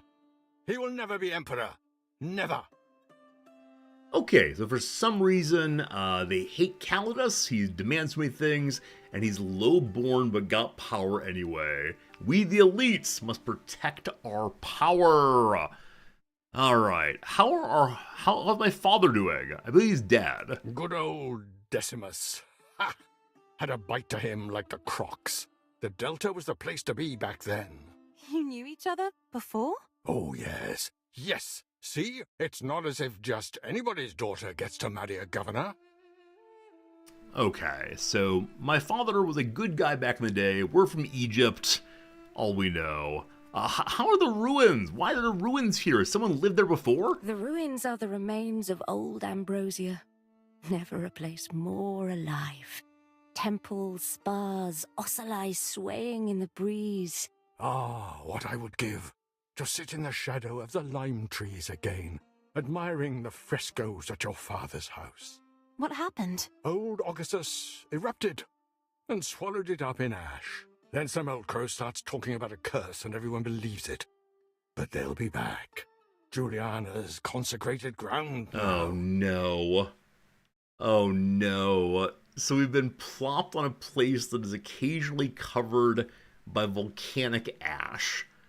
Well, goodness. Alright, the important question, who on earth did I get married to? Poor Titanius. He is in no state to join us for dinner. But he will rejoice to hear you asked after him. Oh, I see. Perhaps I could stop by the sick wing and say hello. Not now. The pox, you see. The marks on his face. He doesn't want you to see him like this. I'm sure you understand. Does he have, like, we call it an STI now? Does he have some sort of, like, terrible disease that's going to get in his brain? I'm pretty sure his brain worms, honestly. Well, an interesting question. What is the husband up to? May I ask again, or do we get the same story? Why, thank you, Marcia. We have the exact same story. Latium is a lovely And place. so, thank you for the far away story. from all the gossip. We doubt he even exists. All right. They may have said the smallpox. Girls, I've forgotten right now what they said. They may have said smallpox. All right. Thank you for the conversation. We now eat quietly. Time flies, doesn't it? There's one more thing we've got to show you. Is it my husband? Good. You remembered. I've decided it is past time you had your very own ship. You are, after all, the governor's wife. There we go. We have a When I see flagship. the ruins on your island, I recall the streets I wandered in my youth. Day by day, Juliana prospers. I know in time she will outshine old Ambrosia, the city that was. All right. So Yes, that was the place to be back then. But now I have another appointment to keep. Farewell for now, Marcia. goodbye to you also. When can I expect news, do you think? About Titanius? So kind, so caring. What a lucky man Titanius is. Very lucky. Alas, I cannot say when he will recover. Until then, seize the day. Maybe I can build a sick wing and bring my Yes, my ill emperor. husband to my home. So I'm clicking on various things to Lucius see. had so much change, this villa feels what's almost here. new. But it used to belong to my father, Emperor Servius. So Sanctuary of Julia Minerva. Is that her name? I know she's called Julia. Minerva, of course, is a goddess. Does she claim to be the form of the goddess? I don't know. Fascinating. Where does Big Boy live? Unclickable, unfortunately. We know that this down here is called her harbor. Julia's harbor. Maybe this place is only where Julia lives. Maybe the Emperor pops in occasionally. Anyway, we got a boat. Our boat's name, unfortunately, Waiting is for your the decree. Lousy Slave.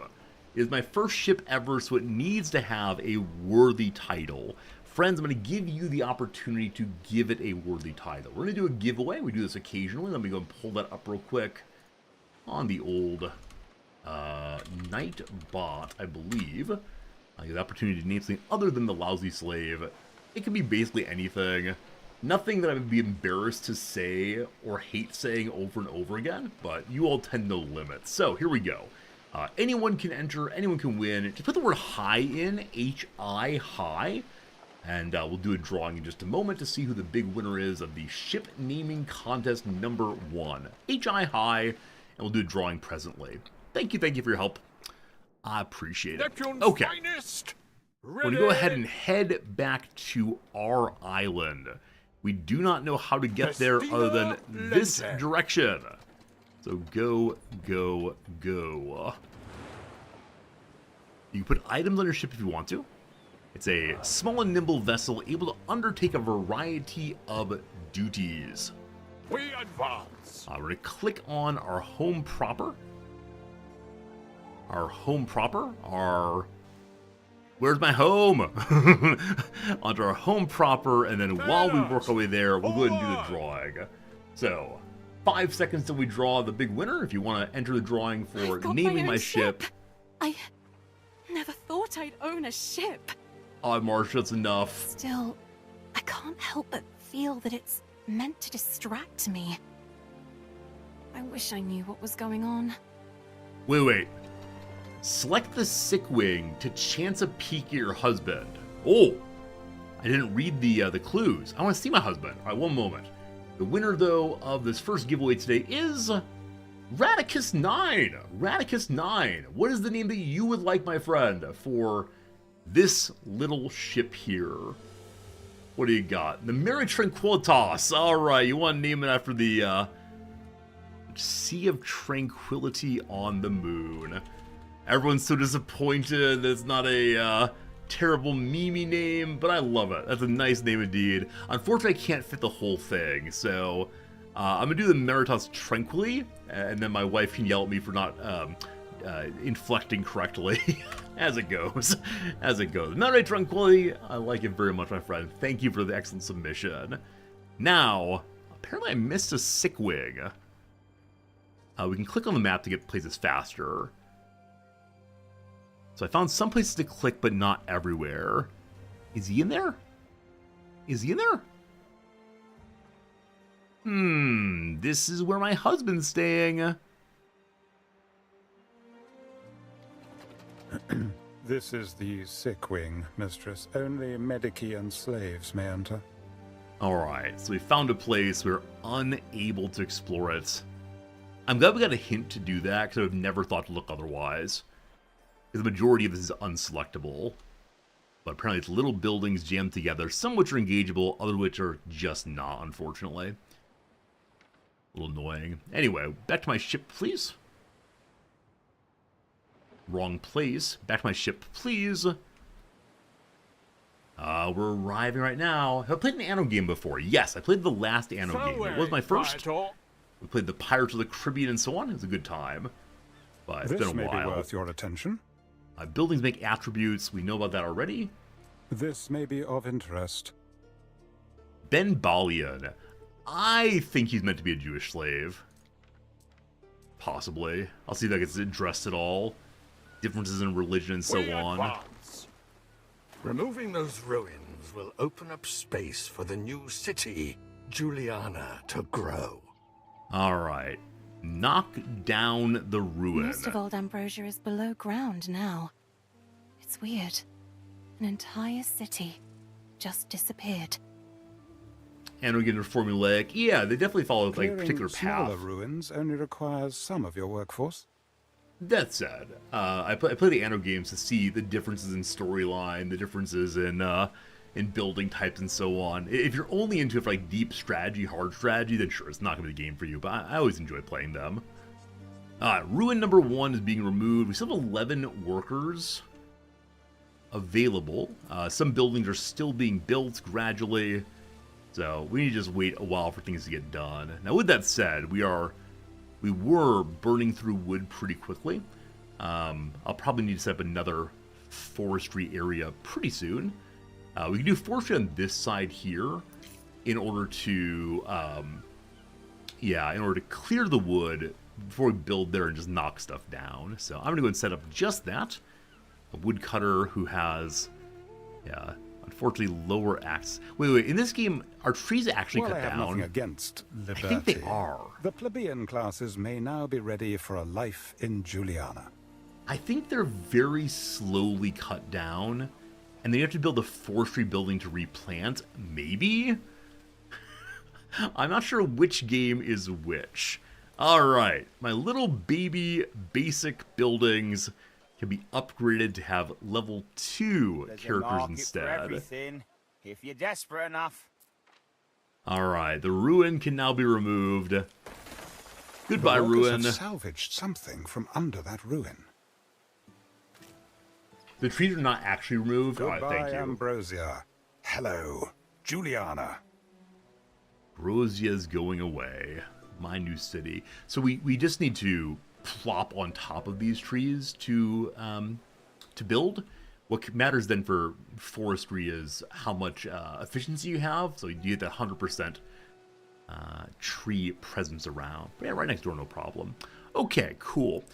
We have 31 free workers right now, so upgrading buildings is just fine. We need to always make sure we have enough of the prior tier of workers as we upgrade to level 2 here. So, I think, dear husband, we have found our sacred center. the plebs have a home. Plebeians. Plebs, father used to call them. He never bothered to be nice to those he ruled. We don't have any proles. We need the proletariat here. Alright, so level 2 characters have level 2 desires. Especially want a household category. the various oikiosis items. The intellectual spoken Greek, of course. We have a little insignia here. Happy birthday, Julia! Have we existed for 1 year now? Is it time to, have a We Love the King Day? Maybe. Maybe. Soon it will be Empress Julia's birthday, meaning weeks of celebration, one can assume, in the grotesque. Trireme has arrived. Oh. I'll be with you in a second. At home, we only celebrate the gods' birthdays. But I suppose emperors are a bit like gods, aren't they? Okay. We have 2 free We plebeians. may be asked to make a contribution. Nothing too excessive, I should say. Okay, I'm going to have the first row here, the main street. You are second-tier citizens live. A pop-up. So you are this Marcia girl? I thought you'd be prettier. How dare you? What? Do I know you? No. I just thought I'd take a look at you. But you're nothing special, are you? Just here for your share of the glory. What glory? Who are you, anyway? Diana Augusta, Julia's daughter. The Emperor is my father. Not that you'd care. I don't know what I've done to offend you. Of course you don't, Missy. Here's the timber Ben Balian asked me for. I've no more business with you. Do not take it personally, Ere. Diana Augusta is an unruly and troubled child. I apologize for her behavior. Alright, we got some wood. So is this the beginning of trade in the game? We beat one other group. They don't have an island yet, but someone brought us some wood. She'll be the pink character. It's called Vulcan's Fury. And she's mean to us because she is an imperial daughter and we are just us. Maybe she's jealous. The Emperor wants to make me Empress and not her. Not quite sure. Okay. I was talking about making additional Wish I wood. knew So what this was area up over with here. Diana. She seems to be free to do as she pleases, but all she does is float around and insult people. Seems sensible to build. And we'll need to make tiles as the next production item. Fine, fine, fine. I'm going to build this adjacently to the road if possible. We may end up making more here eventually. For the moment, though, fine as is. And eventually we'll move to get additional food out of the ocean, I'm sure. Both sides, maybe. As we get more and more people to join our brigade of fun. Now, I do worry this might be kind of far away from a warehouse. So perhaps Sensibly will build another one in a little bit, but not right now. Speaking of not right now, friends, it is the case that an hour's gone by. It's about 11 o'clock my time. I'm going to take my once-a-day 3-minute ad break where I run AFK, and 3 minutes will be back to this one, playing some more. Hope you're enjoying seeing the start of the story. It has been a really fun time for me, and yeah, thank you for... Whoops, wrong button. Thank you for hanging out today. I'm going to get some coffee, I do believe, and come back with you very, very soon. So thank you, I appreciate you, and see you in 3 minutes. If you want to talk today, I'd love to know which of the Anno games is your favorite Anno game. Do you have strong beliefs about this one? Does one really stand out for you as one you played the most? Tell me what you got. Back in 3, thank you.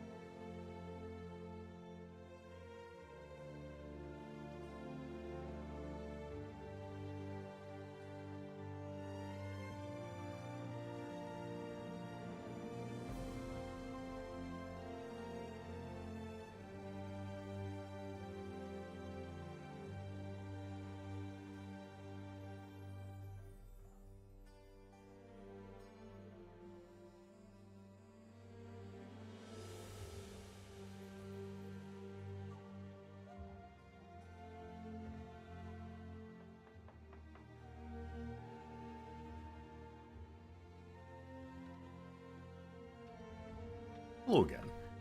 You got an Anno ad while watching Anno? Yeah, you should play this game. This game is a good game. Buy this game. I always wonder how Twitch decides which people get the ads and which ads you get and so on. Yeah, I guess if you're watching this kind of game, like maybe if you watched a Paradox game in the past year, you're an Anno player possibly, or maybe everyone on Twitch gets Anno ads. I have no idea. No idea. All very strange. Kardashian, your ads are playing in Spanish. Do you watch a Spanish streamer? Do you live in an area that has Spanish as a primary language? Did you VPN from Spain one time? I remember years and years ago, there was some website, I can't remember what it was, but it switched into Russian for me. And I had no idea why it switched into Russian. And then, just as quickly, it switched back over to English. And I don't think it was any kind of like joke, April Fool's Day, because no one else said they had it to happen to them. So it's very, very strange, very, very strange. Anyway, good seeing you all. It's possible 117 could actually be a better version of Anno. Yeah, I mean, definitely the case that the graphics are popping. The storyline feels less forced so far, though I recognize it is just the same storyline. I feel more invested in the characters right now than I did in the last one, at least. I'm not sure what happens, but all very good. We're working on our tier 2 characters. I've put a lot of work out here, unfortunately, and it'll all get done eventually, but the game does get crossed if one builds too many things simultaneously. There are resources for it, but the workers can only be in one place at one time, and it's unfortunate. Is it possible to set people to job, like, building only? I thought there was something like that, but we let it go by. Of course, you can speed up the game if you want to. Go to speed 2, speed 3, and I'll keep it as it is. My one website turning into Russian was probably a virus or rootkit. I mean, on the one hand, I wouldn't doubt it. This was probably back in, like, the late 90s, early 2000s. I did say a few years back. It was probably much earlier than I realized. But, oh, I made blueprints. Oh, what did I push to make blueprints? Register to help. Thank you. Sincerely, thank you. I do not know what I would do without you, my friend. Oh, goodness. Yeah. Mistress, it was the most violent and repulsive form of entertainment. Nothing that might interest you. There we go. It's all coming together now. Why is it showing 22 wood? Where are my actual resources shown? Because I don't think I actually have 22 wood. Because if I did, I could force it to build immediately, and I can't do so. What are you complaining about? Are you complaining no warehouse? Was a warehouse right next door to you? You're complaining about just no anything so far? Possibly bugged? Okay. Yeah, seems possible. We'll go and destroy and rebuild our sheepfold area. Okay, good. Maybe we've learned an important lesson about not putting down too many things simultaneously. Fair enough. Okay, I want to rotate you the other direction again. I have no idea if I did that right. Who cares? What matters is we connect 1 to you, and then same thing here. We connect, whoops. Oh, I did it again. I keep trying to put them side by side and then just not putting where I mean to have it. One more time. All right, you continue this way. Beautiful. And then we build a second one of the same sheep location. So we're getting close to not having any of our basic workers available again. How did I do it wrong a third time? Alright. These. 1, 2, 3. Done! We did it! Okay, very good. All fixed, So I have only 3 of the Freeman workers remaining. So because of that, it is time to build more buildings for our friends. We see that the marketplace spreads its great glory out of farther ways. We see also that the A tavern does much the same. So we can build on both sides of that just to continue on. So a little bit more road going on through. We want to let the woodcutter keep this area probably, though I see it no longer has full coverage. It only has, it said 66. Huh. Now it's saying it's 95 out of 80, which is more than enough. Something strange happened there. It showed I didn't have full capacity and I did. We have a message. Sorry. Huge. Here one moment, gone the next. Actually, Are, the eruption lasted several days, and in the weeks that followed, the air was fraught with dust as far west as the Pillars of Hercules. It is often said that hubris, the dissolute and vulgar practices of Ambrosia and its inhabitants, incurred the wrath of the gods. But I think Vulcan, whose spirit resides inside both Occasus and other portals to the underworld, has little control over what and why he issues forth. So our slave believes that the gods cannot be angered. Instead, it's natural phenomena. Also, I didn't see this giant ruin before. I thought it was only like tiny ruins here and there, but this is on the far side of our island. There's quite a few ruins. At this early point, we should probably keep taking them apart bit by bit by bit. And the workers need rope for more stubborn ruins such as this. Alright, so the big ones require rope to pull down. Over here, we need to have the larger ruins requires men and materials many other beyond our things. present means. And the fallen amphitheater is not selectable. It'll probably be part of the story eventually. Maybe we'll rebuild the amphitheater to appease the deities who have previously been against us. So we'll look around a little bit for other small ruins then. There's one previously, and they're a little tough to see, aren't they? At least for me. There we go. Ruined residents get pulled down more there, and by putting that out, oh gosh, we need more basic workers. So the thing I intended to do, we should now actually go ahead and do. Namely, construct more homes for you fine folks. Homes are a basic building, I believe. The villas, no. The houses, yes. For some reason, we're having a pop-up over and over and over again about needing multiple supplied items for buildings. And I don't know why that keeps popping up, and I'd like it to stop popping up. Thank you very much. Getting lots of people to move in. Fantastic. We don't need a further road here, but I will go ahead and put one in anyway, because I like connecting stuff. Feels pretty good. With a little bit of a weird open spot here. Also, we recently opened the villa set. A governor's villa and an officium. Get specialists, get prestige. We really need more taxes, but make sure that these buildings are filling up with people and with goods and so on. Fantastic. Hope it's the case it is not going to take more than what we need. What's flashing here? Shortage of workforces. That has been resolved. I thank you. The villa's huge. All right, we'll go ahead and hold off on the villa for now, Jetty. It's good seeing you, though. Hope you're doing well today.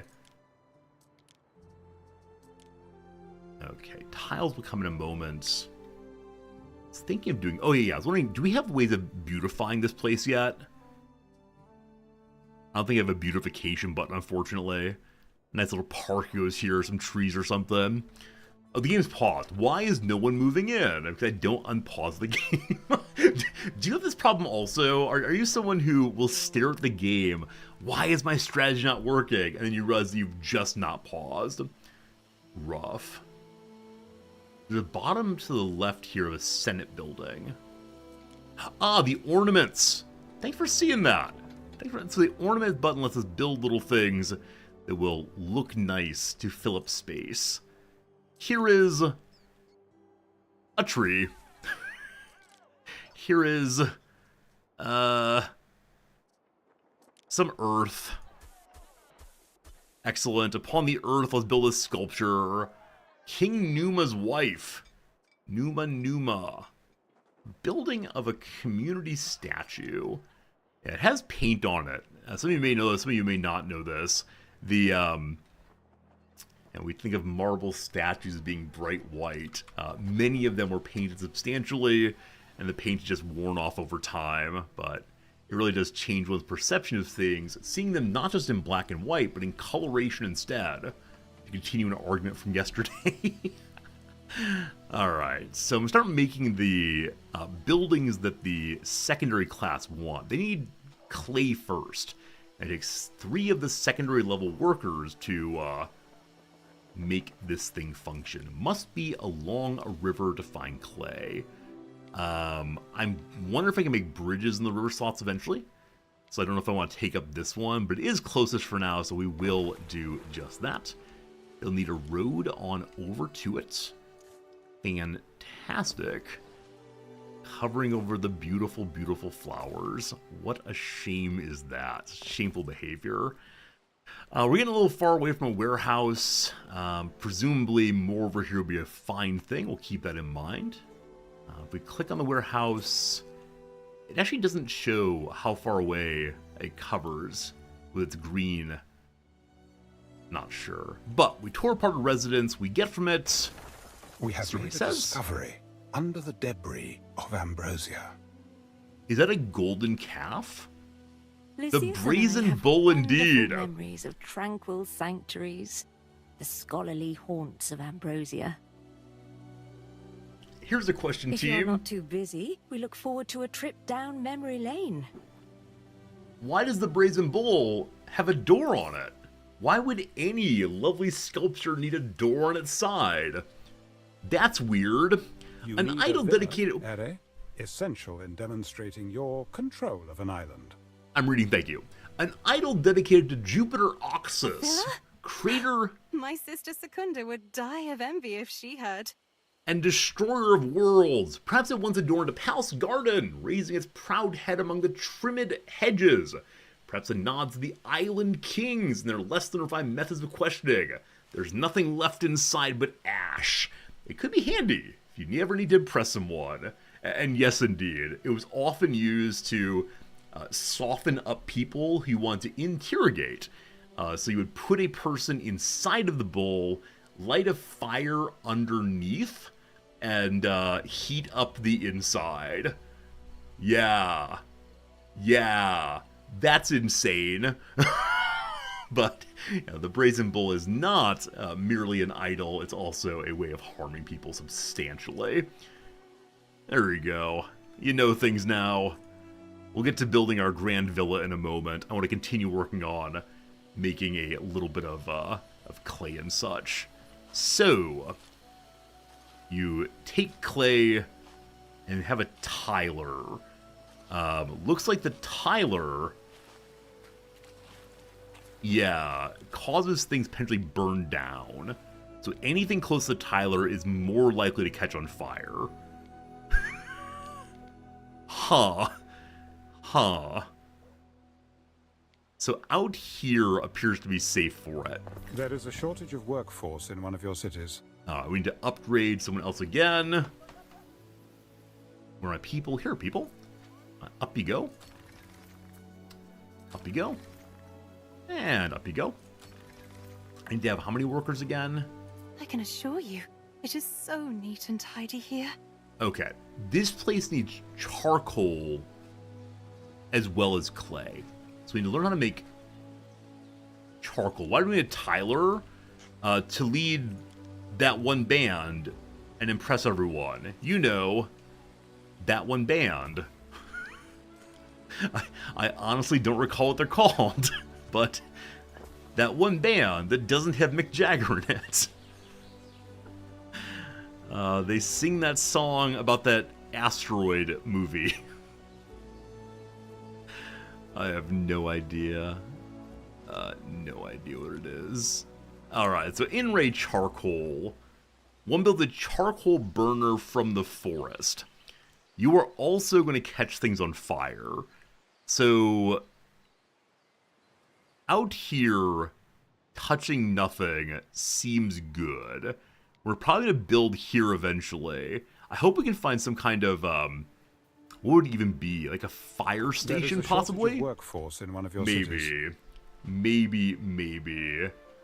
Roses are red, Anno's pores are lazy, get back to work before I get crazy. Exactly right, my friend. The workers, they do nothing, and all I do is build, build, build, no matter what. Alright, they want to have a warehouse over here. Presumably the warehouse is going to catch on fire. Don't you worry, we'll invent the police force soon, or fire force soon. Origin of the fire department. Anyone know it as a Roman origin? What do you know? What do you know? Should we peep on our husband in the sick wig? I'm peeping.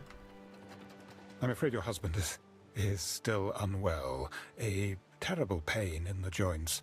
Gout, I suspect. Crassus indeed. One of the richest men in all of Rome owned a fire brigade. And he would make a deal with people. Hey, your house is on fire. Sell it to me for cheap and my men will put it out.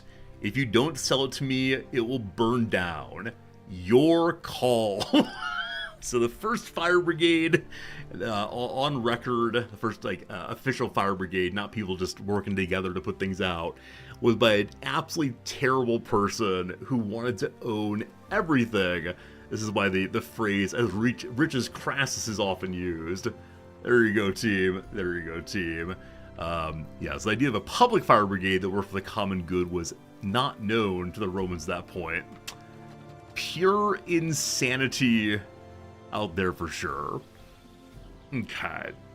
You would challenge the idea of building as much as you can 24 hours. Do you mean 24 real person hours? Or 24 in-game hours? I'm not sure. Alright, looking like we need more food. That is indeed how we go here. Also, they want new kinds of buildings. For now, just more food. Lots more sardinification is possible as always. Bring me the sardinification if you would. We can also unlock fancier goods for level 2. We'll get to that in a moment. For right now, everyone eats the fish. I'm going to leave the water open here for a shipyard eventually. That would be a lovely, lovely thing. Rome was built in a day. I'm not a good enough player to actually take on any challenges at all. What could you possibly I appreciate the require? thought that I could be, but no. I play at a kind of slow pace and just chat about this and that. Dubber, you're not exactly wrong. I mean, I'm someone who believes deeply in common good thinking, but yeah, if you privatize the fire department, you get some real problems. That said, some places have done it, right? Some places have decided that it should be a subscription service like everything else today, and so either you pay your $5.99 to the fire department every month, or you take your chances. If the place starts burning down, you didn't pay your fees, that's on you. Now this tends to be the case only in fairly rural areas, where your house can burn down without affecting the neighbor at all. Common good thinking is much more common in places like Tokyo, where everyone's jammed together. Incidentally, subscription fire department's a terrible idea, because then if enough people don't subscribe, they don't have the availability of funds to get the kinds of tools they need and training they need to do their job at all. Getting a little worked up, sorry. Getting a little worked up today. Yeah, direct good call. It's a return of an old, terrible idea, in my opinion. There aren't enough of us. Oh, you know what? I made a huge mistake here. I set down this building inside of a forest, thereby crushing the things it needs to do well. If I go here, does it have enough available now? Let's see. Yes, it has enough available now. A little farther away, but that's a-okay. Rocket Fuel wants to ask the question, is it right to have children? They can't consent to their existence. I've taken that question very seriously at times. I don't think that consent is the only marker of goodness. And so I don't believe we can consider the non-consent of non-existence as being a relevant question to any moral judgment. Much simpler example. I have a plate of cookies here. I want my cookies. I could imagine someone coming into this room and wanting cookies too, but they're not here. Yum, yum, yum. Jawbreaker, you're right. It's a big enough question that maybe it should be for the Discord, not for idle chatter. I think, Dogberry, in general, you believe that the questions in this during streams should be Discord questions. Man, join the Discord. We have channels there to discuss a variety of things, though not politics anymore, because some of our viewers just can't be trusted. But no, I tend to reject the hard antinatalism view. I understand its roots, but I consider it to undermine the human enterprise and the search for meaning in a way that is quite problematic. No, don't worry, no apologies. If I'm trying to make you feel bad, I will say, you're in trouble, mister. Here comes your VIP status. But nah, it's all good, all good. Let's get more porridge going. More food, more good. This is the porridge factory out here, I believe. We'll continue expanding it at all. Yeah, Dr. Possible, I mean, the standard... Okay, right, here I go. I apologize. Right. The standard contemporary liberal view is that consent is the only meaningful value because we're absolutely our own property, and there should be no external constraint on what we do with ourselves, our bodies otherwise. I see why this is a desirable idea, because for a long time people were told how they must use their bodies, how they must determine themselves. But there are many examples I can bring up that I'm not going to right now, in which believing in only consent leads us to absolutely repugnant outcomes. Like I said, for another time. Anyway, fun stuff. Thanks for raising good questions that we can't really get into. I think I said that next week we may have a philosophy stream on Saturday. No guarantee, but maybe. Hey, Spokanes, or Spokans, I hope I'm saying your name right. Thank you for the follow and the subscription. Boom, boom, boom. Very kind of you to contribute in two ways all at once. It is all delightful of you. Wait, are they four in the same direction? 1, 2, 3, 4. Gentlemen, this is Democracy Manifest. What you doing, Infinite Drek? Infinite Drek, thank you for the 5 gift subs. A further appreciation of what we're doing on stream. That means a lot that you would choose to do that. Thank you for being a friends with the 5 gift subs. 41 in total, on top of Spokane's very generous subscription too. When we talk about philosophy a little bit, we get more subscriptions. Fascinating that. Fascinating that indeed. Alright, so we have 2 more of those. We want 2 more porridge factories. And we recently changed the subscription pop-up to what you heard just there. Previously it was nothing. For a long time there was no sound played on subscriptions. But I decided we should appreciate the people who are able and willing to subscribe by having a little bit of sound pop-up. It's always nice. Except for the 10 gift subs. That's not nice. Once again, we need more plebeians. Nope, we need more... Yeah, plebeians indeed. So...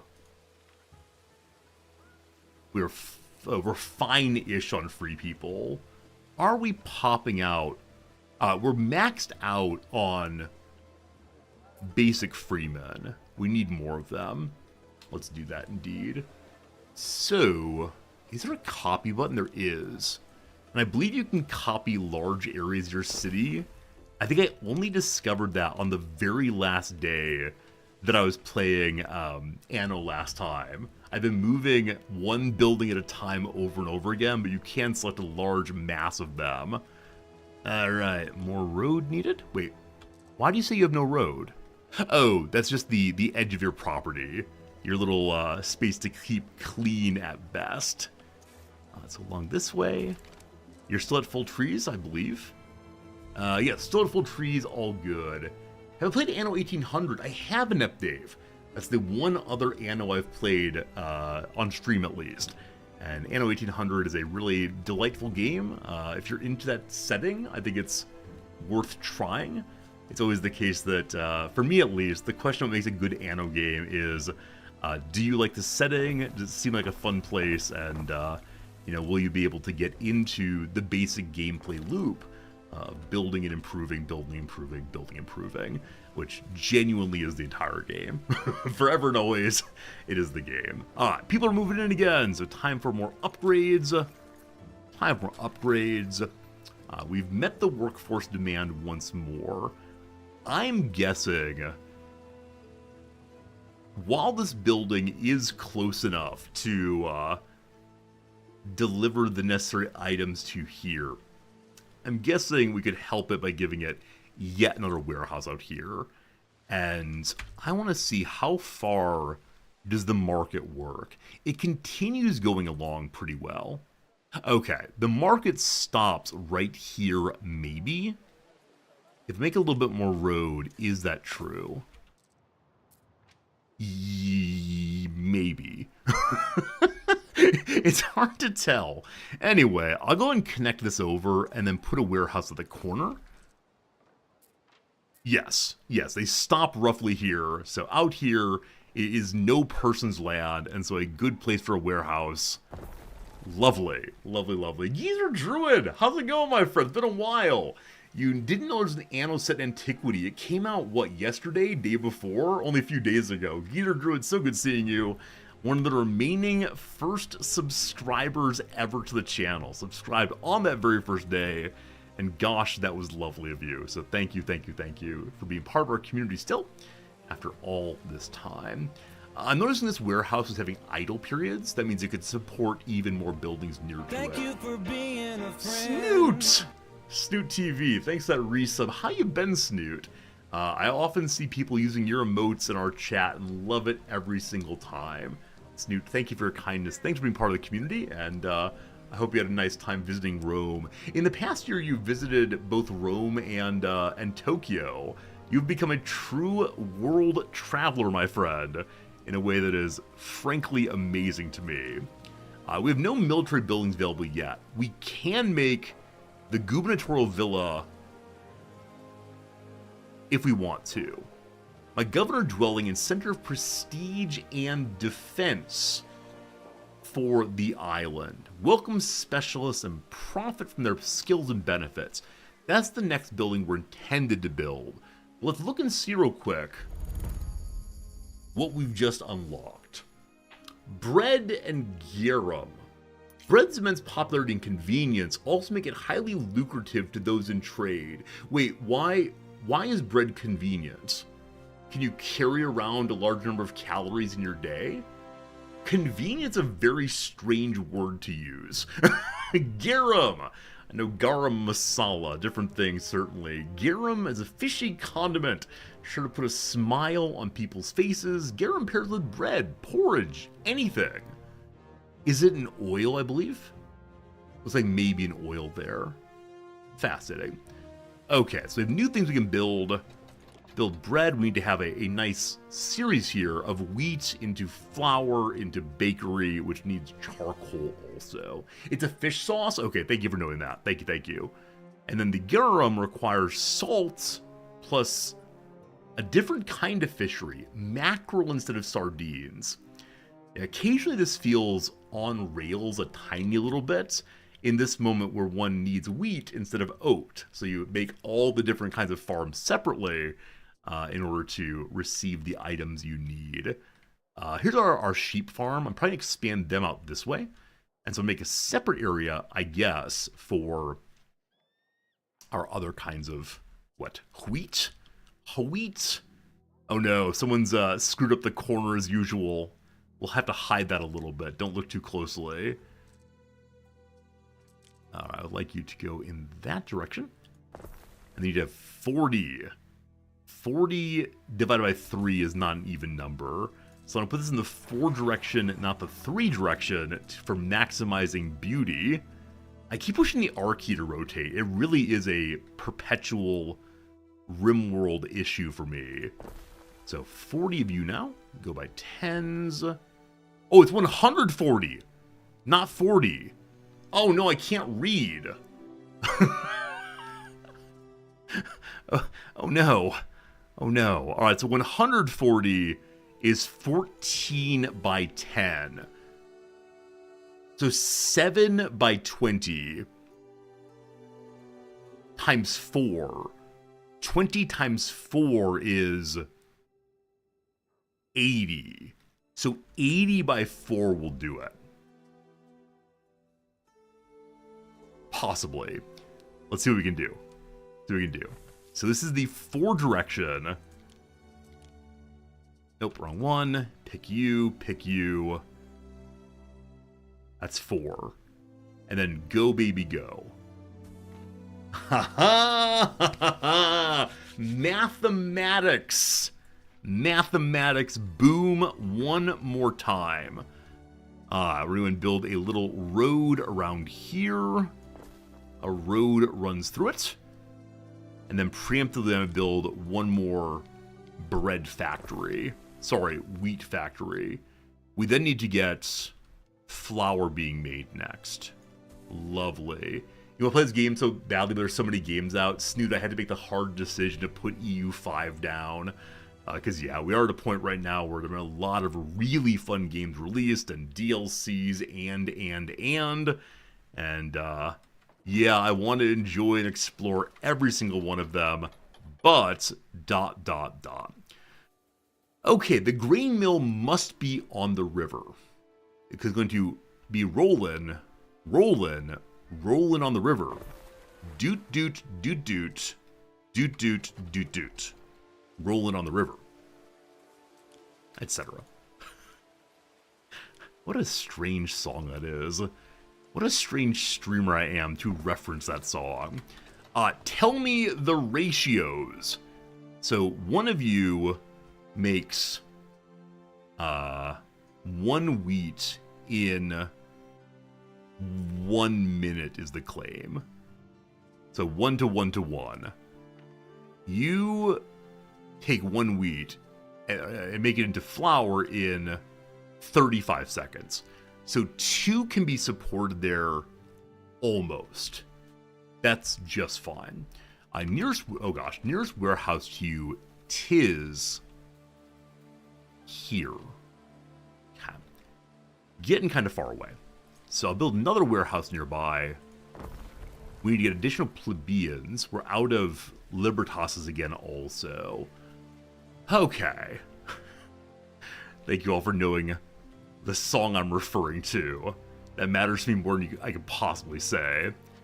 So this road is well covered by the sources of joy for our basic classes. So I want to move this road over but 1. Sorry, trees. And then destroy this river that someone is currently walking on. Have fun in the dirt, pleb. We then want to build basic homes once more. Excellent. Okay, that'll get us more workers pretty quickly. We can upgrade more, etc., etc. You saw a game called Pro Basketball Manager on Steam. It looked pretty good. Yeah, if we're going to be playing a sports management game, it's got to be our Football Manager game. I'm waiting right now for it to get a few more patches before I decide to play it on stream. It's received some pretty rough pushback. It'll probably be our next game, though I'm not certain on that one. We'll have to see what happens. This hat keeps the Okay, sun with the safe upgrades, from wide glare. yeah, they need to have bread, their garum and so on. They want a sanctuary, a grammaticus. They want sandals, outrageous. You're playing FM on Steam Deck, so how is it, Phantom? If you're playing the new one, you know, is it being fun? Are you enjoying the process of building up your squad and so on? Because the reviews were so negative. One of the worst reviewed games of all time on Steam. Which is frankly kind of unkind. You shouldn't do that to the video game devs. They're trying their best. So to get the grammaticus and so on, I almost certainly need to have my villa, which will allow us to hire specialists. So where should... One second, what's wrong with you? I didn't build this small road to connect these together. Boop. There we go. Connected now. Excellent. Okay, so what does the villa look like? The gubernatorial villa, it is large. It's 1 prestige for building it. Should I build around my people? So prestige gives a bonus to my people. They want to live near me. Now this area right here, I did not intentionally make ready for this building. However, it fits perfectly. Now you'll recognize we are going in the direction of the fire danger. I either need to invent the fire brigade very, very soon, or we need to probably move the industry buildings away a little bit. We'll see. It's okay if people say the product isn't good. Yeah, I think the same conversation as always. When it comes to companies with established reputations that have been making games for us to be delighted by for years and years and years, I want to give them a little bit of grace. We know they're not going to abandon the game. I don't know. Your first soldiers think they're ready. I dare say the beginning of a mighty legion? The villa is easier to defend than a trading post. Does that mean I should have thrown it at the frontier? I have no idea. Regardless, they want soldiers.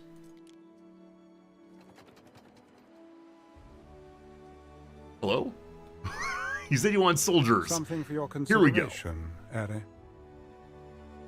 Recruitment buildings allow you to recruit military units. Each unit has unique strengths and weaknesses. We have our triangle of rock, paper, scissors. So horse dude tramples bowmen. Bowmen destroy melee pikemen, I guess. And then melee pikemen destroy horses who charge into them. Okay, that makes sense. I'm sure we'll remember this. We won't remember this. Number 2. Encamp units to heal their HP and decrease maintenance cost. I don't remember much about military from the last Anno game. I remember fighting with ships a lot. Yeah, I remember ship-based fighting in the last game. This still appears to be land combat instead. It's gonna be fascinating. Fascinating. Protect your villa. Walls and towers will keep most invaders at bay. They can be destroyed by siege weapons like onagers. Okay. So I don't know if soldiers will march on through and destroy everything, or if they'll head straight for the villa. But the military building is nothing still. So what are these buttons? Island Prestige, 61. We're making 61. Rating is based on needs, area effects, and other effects. Generate a smaller prestige. Ah, the garrison. Okay, we found Mr. Keeler right here. There's a garrison, and then also other military buildings, I believe. I have 2 auxiliaries. Same route, I believe, as the armpit, the axilla, I believe, the thing off to the side. They can't ever go into ships, they just live here. So I guess you launch the alarum and the garrison comes out. Fascinating. Okay, back to work. Oh, there's a specialist slot I saw. Appoint a specialist to the island from island storage. Okay, so specialists are characters that we need to find in battles or recruit or otherwise. I love filling up slots. Such a good time. I hate that we're still burning a ton of money. I need to privatize something. Also, we're paying 100 money to the state, I believe. My goodness on that one. So more pops, more good for taxes. Do they pay taxes even if they are not employed? We can see our production queue.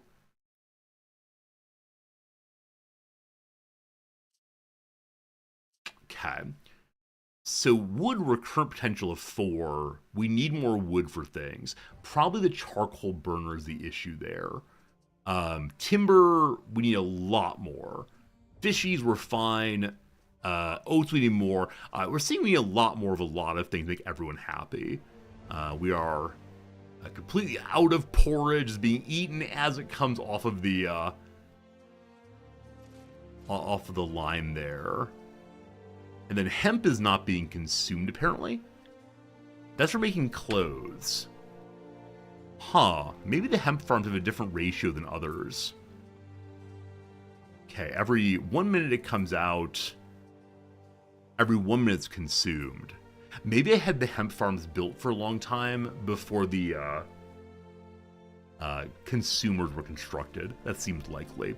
Okay, so porridge is a big thing. I believe we saw we have more oats being produced than we have current consumption. I don't know if it's actually true long term. Let's go build 2 more and see if they end up all consumed. Oh, is that true, Molly? Or Multi, rather? Multi, I didn't know that. Thank you. So I was misreading that particular bit of information. So this is the money I earn, not the excess or surplus. Thank you for knowing things. So, porridge is making people happy. However, it's eating all of my money. So we're not producing our potential of porridge. Now, I think I just put down 2 more, so we'll see what happens with that. The demand is 0. Huh. Okay. I'm guessing something will lose money no matter what. Green bar supply, white bar's demand? You're absolutely right. You're absolutely right. So we're not meeting our full demand here because I just built 2 more porridge factories. I see. Hey, Darby Cat, thanks for the 200 bits. Hopes you get out of the red. Helps you get out of the red. It does. We are currently losing a lot of money. I think the porridge is the big issue. We gotta fix that somehow. Maybe more plebs, more good. But thank you for the bits. Always very generous of you to help the channel financially, as well as hanging out with us. So clothes are going like gangbusters. People are enjoying buying clothes, they're enjoying buying food. We're not yet making the finished bread. I was distracted. I think finishing the bread line, haha, would be a very useful way of thinking. You're still missing goods. There is wheat sitting there. So go ahead and move over pretty soon, I'm guessing. Fair. So after that, we want to make some kind of a bakery, I believe. It's called a bakery. And again, it's going to need to have additional charcoal. The bakery requires 3 more pleb workers. We don't have those right now. So I think that I just need to build a bunch more houses. I think it really is true right now. Our population is just barely skating by. Yeah, I think I didn't want to produce too many houses, lest I wouldn't be able to feed them all. I think I always worry about that, but in this case, it seems that they are ready to exist. Happy existence to you all. What a lovely thing it is to, you know, have being. To be one with the one. Alright, I'm doing very strange building now. I apologize, but that's terrible. Absolutely terrible. Alright, so these are the central buildings here. The tavern and market. Hey, our city is now Wigilius, rather. City level 2. Your city is growing, and the chance of an incident with it. Build institutions to better deal with such incidents. 200 population is the number that moved us up. Now I see a bell here. The City Watch fights fires in the city. Requires 4 basic workers. This would be great to have in the area that's going to burn down the whole city. Cannot wait. Are you all still filling up on people, or are you good and full by new buildings? They're still filling. So I'm going to go ahead and put down the fire brigade out towards the fiery area. So this catches on fire, as is this. And I'll probably put the bakery here also. So on the border here of the of our beautiful villa, we have a fire brigade now. What's it look like? Hey, we know how to supply it with water. Hey, we have a bucket of water. Do you know how pressure works? Do you know how to pump things at this point in history, or are we just taking buckets off a tap and throwing them at the fire? I see a lot of buckets. I believe that we don't understand pressure creation quite yet. What a shame, what a shame. Okay, so the bakery goes next. And we're going to need to have additional charcoal production. So in this area, we have a -2 and a positive something. So the fire risk is mitigated, it looks like. Now, I'm building things in strange places. I feel like I've been thinking less than previously. And that's always a terrible thing to recognize about one city. I think I often end up saying now, we'll do a better job next time on placing our buildings and thinking ahead and so on, but who knows, who knows. Okay, so out here in Fireville, go ahead and put in 2 more bakeries.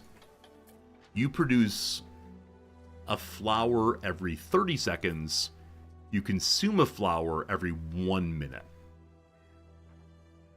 So it's 1-to-1 ratio again. In that case, let's go ahead and strip this one. I'm sorry for building you. I take it back. Okay. Other thing then is a mackerel fishery. Gotta promote again also. Didn't the Romans have indoor plumbing? I mean, I wouldn't doubt it, but that's just gravity. Yeah, I'm thinking about the creation of pressure oneself with pumping. I guess the pump's what I'm looking for. When was the pump created? Yeah, Archimedes' screw, good call, is a bit of... It is a bit of a pump. But it's not the kind that can be easily used on this kind of machine.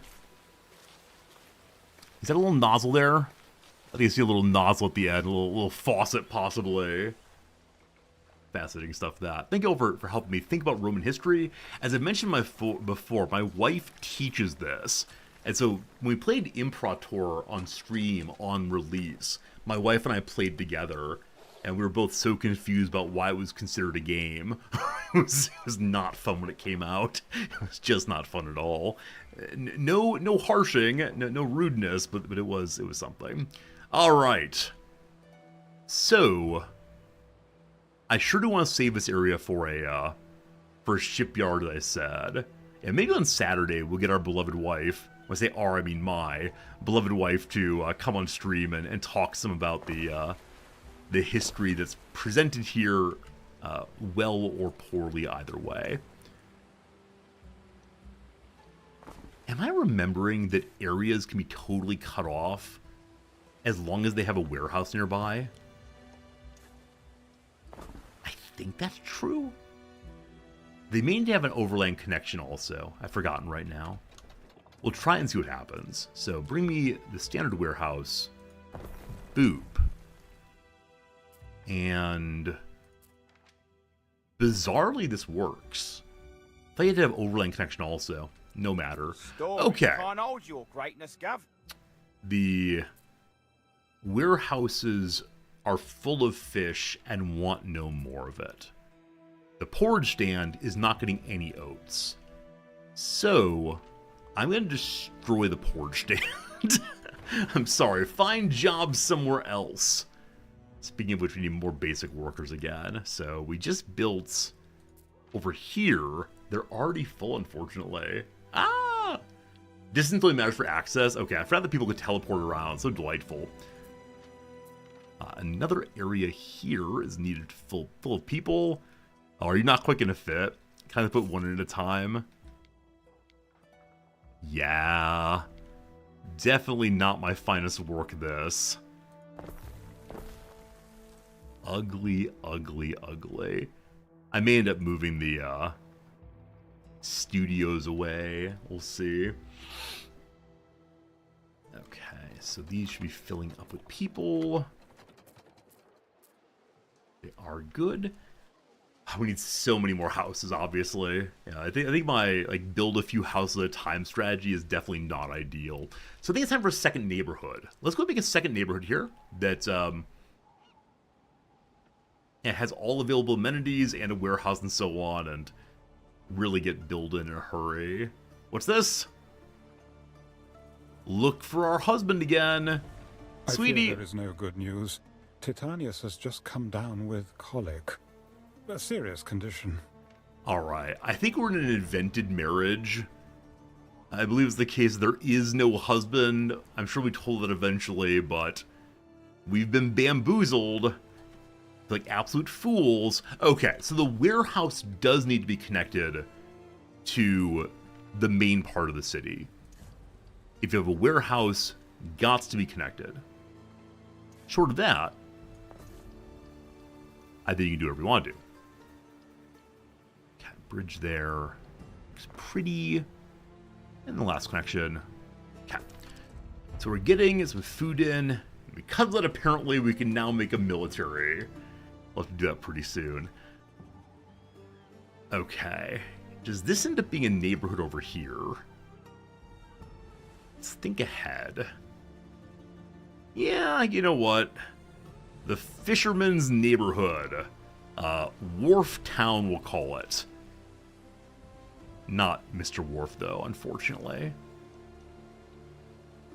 Now, there's probably some ideal way to make a city, in which it's like perfectly laid out around your marketplace and so on. But I don't know how to do that, so we're just going to make it as is, get some houses out there, and hope for the best. So, we'll treat this as, I don't know, sure. We'll start right here and go for a while. How many is this? I don't know. That's okay, though. So back to back, road, again. I'm now out of wood, overbuilt definitely. And then we'll build along this way, and along this way, and the wood will build up pretty soon as people get moving in. Okay, we have no wood for a moment, we'll get more soon, and then build along the way. While waiting for wood, we're going to, I don't know, look at the military possibilities, I guess. So, a barracks lets you recruit your infantry. It takes 3 big wood for that.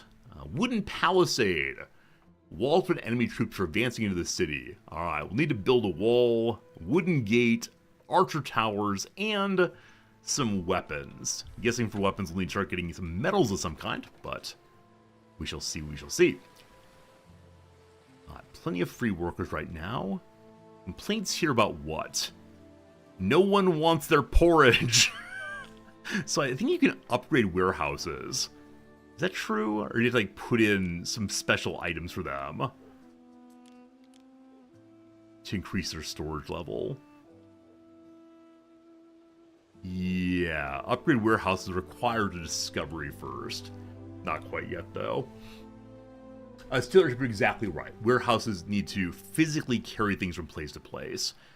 As of right now, we don't have the finisher for the shack. Shaquille O'Neal live on your screens. So we get salt also. Salt is also from the harbor. So I'll put a couple of salt producers here.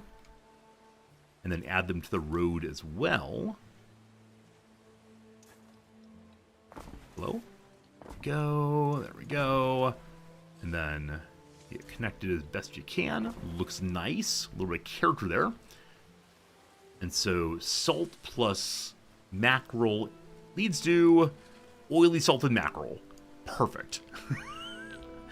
We have more than enough wood now to finish that. Oily salted mackerel makes people nearby unhappy. It is not a nice place to work. It stinks all the time, etc., etc. But it begins providing victuals for, for our middle-class characters. Oh, I can't wear a toga. You've missed the sight of me bony knees. As soon as I give people one thing they might like, they immediately start complaining about not having the next level of clothing. As we get more and more people, we do get taxes from them, even if they're unemployed. We're getting quite low on money. We started at 12,000, I believe, so we have to stand for the bleeding in a big, big way, obviously. And what matters is just producing more of whatever we're going to need. So we're at 0 wood right now. I'm kind of wondering if that's because I was so aggressive on building for a while, and I will continue doing that. So let's go ahead and produce some more wood over here, we'll say. And then when that's done, we'll make our marketplace and so on towards the middle there. So we go back to basics. You have been building for 2 hours, Harry. May I suggest some refreshments? No. The video game wants me to take a break. Does anyone know how insistent the game gets? If you refuse to take a break, does it eventually mock you for having no life? I think that may have happened in the prior Anno. I can't quite recall, but it sure was something. It is the case an hourly break is coming right now. It'll be 3 minutes of ads. I'll just be playing through it. You won't miss a thing. Back in the good old days, I definitely did crossword in the breaks. Why did I stop doing that? I think I stopped doing that because I all that down me folds. was really focused on playing Baldur's Gate. And Baldur's Gate is not a game that does well with breaks. Where this one probably does. So I'd probably just take some breaks and play some crossword again. Gotta get back to that soon. Oh, you're getting drops? Oh, Darby, this is a drops game? I didn't turn on drops. Is there something I need to do to make you all get drops? I definitely forgot that Anno tends to be a game that does some drops occasionally at least. Alright. In the middle... I'll do back-to-back there, so let me do the back-to-back before I forget. And then the next thing will be the marketplace. Like I said, I need more wood coming in. You got a notification you got a drop. Awesome! If you're hanging out here for the drops, you get the fun items in the game. I do appreciate that. Always a nice time to know that folks are being rewarded for watching the stream in ways other than just, quote-unquote entertainment. Though I do often wonder how many people come in and like, what would the phrase be? Turn off the stream while waiting for their drops. Which is fine and fair, of course. Okay, let me work on the wood stuff. No, we already did that. So we have the woodcutter going. Am I allowed to just plant trees around him? Can ornamental trees be cut down? They can. Glorious. So, once again, I went to a forest and plopped my building down in the middle of it without much care or thought for the tree situation. Wait, is number of trees going down actually as I build the trees?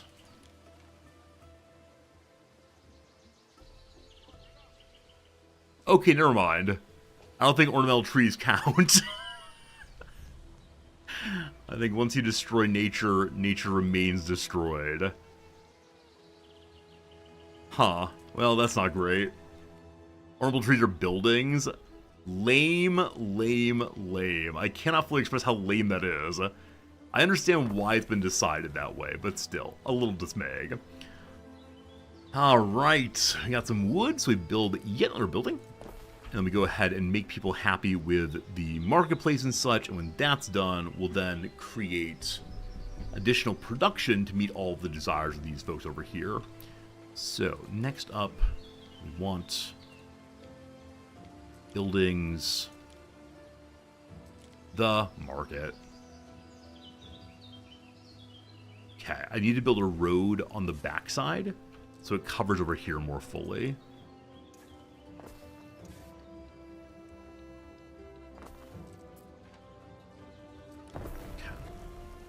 Then we need next the tavern, which doesn't cover as large of an area, but will cover a fair bit of it. If I put it here, it covers everyone. A little awkward there, but it's okay. I probably should put it in the middle instead of off to one side. Let me go ahead and do that. So move you to here instead. Do you fit, actually? Close enough. And that location covers all of it, and then allows us to continue on if we want to, building more into the forest. Fantastic. Okay, so our new folks over here, what are they wishing they had? They actually have everything available they want, so they can upgrade as soon as possible. That's just great. We'll go ahead and check on the upper classes. All right, they are getting similar services. They still want a sanctuary and a grammaticus. They want sandals and soap, and they want something I don't have yet. Okay, so we can now unlock The Sanctuary and the Grammaticus. Sanctuary, a tranquil respite from the hustle and bustle. The Sanctuary opens its gate to the quietly devoted. Go in, have a think, have a pray. Gives you +2 to belief. Boosts the effects of a chosen religion. We have no religion so far. So a +2% to nothing. The Grammaticus. With the reading of poetry and philosophy comes the real risk of being overly clever. Uh-oh. This is where we get rebellion from, certainly. Knowledge determines research speed. Cool. Let's do it. The Sanctuary leads to happiness, and that's about all.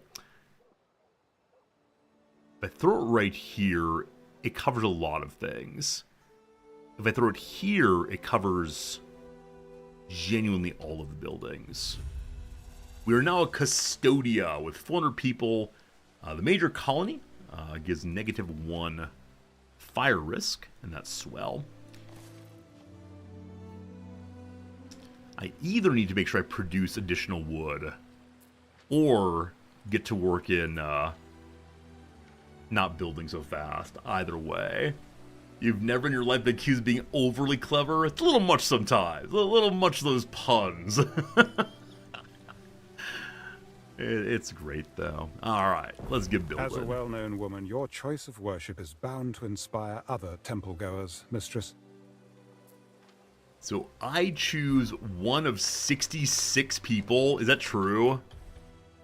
No. So there are global gods and local gods.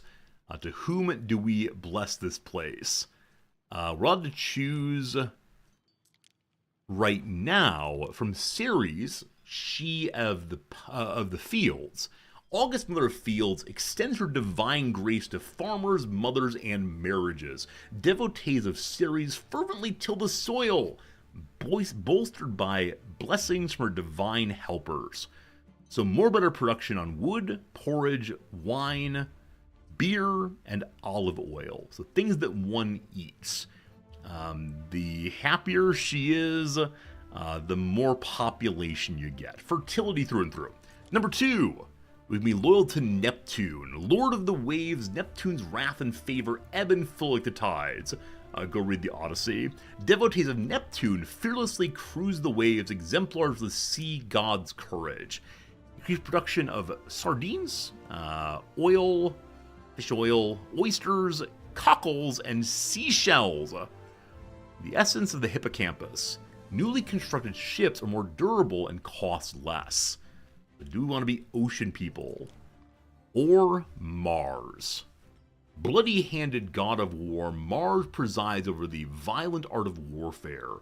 Mars expects victory, and his devotees will do their utmost to make that happen. More weapons, more sandals, more armor, more charcoal. Quirinius is his special. Troops recruited on the island have higher morale and reduced workforce and money upkeep. I have just now realized that every island can have their own leader. Every island can be devoted to a different god. So the place that has a lot of fertility and one grows things, Ceres. The place that has your main naval base, Neptune. The place that has your soldiers, Mars, etc. Now, there are higher tier ones, Minerva, Mercury Lugus, Epona, or Cernunnos. Looking like a druid over there. Fantastic. Okay, for right now I think fishing is the obvious thing to do. So we're going to set the patron of Ceres. I said fishing, I meant growing. Fishing matters also, but not quite yet. Now the global gods, goddesses, and otherwise provide devotion to a patron to unlock an exaltation effect. So we use 1,000 invocation effects. And they get a various shrine of the same, which increases population and so on. So for right now, we are worshiping old Ceres, and we'll see how that changes. Okay. Done. A simply divine choice. Your people will delight in lighting their lamps for. It does not connect to anything. I should make this more attractive. I think I should make this area more attractive. Like, jamming up against production buildings feels genuinely awful. There should be a path that leads to it, right? Yeah, that this thing matters too much to be just put off the side there. Out by the fields! Out by the fields! Oh, that's perfect! We worship in the place where the work is done. No one is happy that it's so far away, but roleplay is never, ever, ever the wrong decision. I need to move it, not remake it. Okay. So you will sit among the fields. You have a road that leads to you. And a little bit of ornamentality fun that goes along with it. Do we have a statue of Ceres?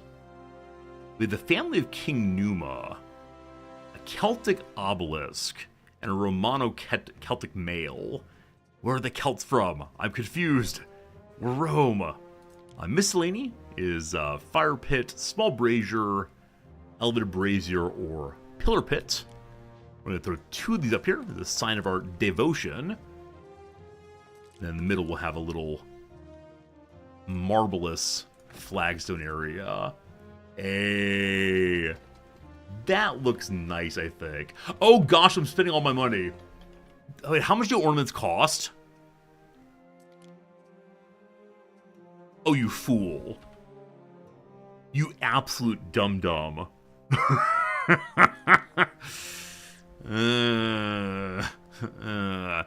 Okay, do the higher level characters pay more taxes?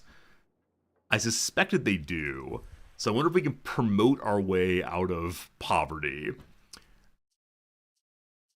Where are taxes? Here are taxes. Alright.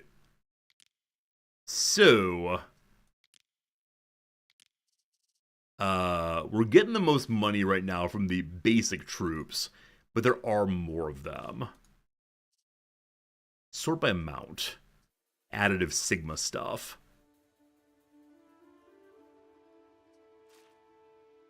Okay.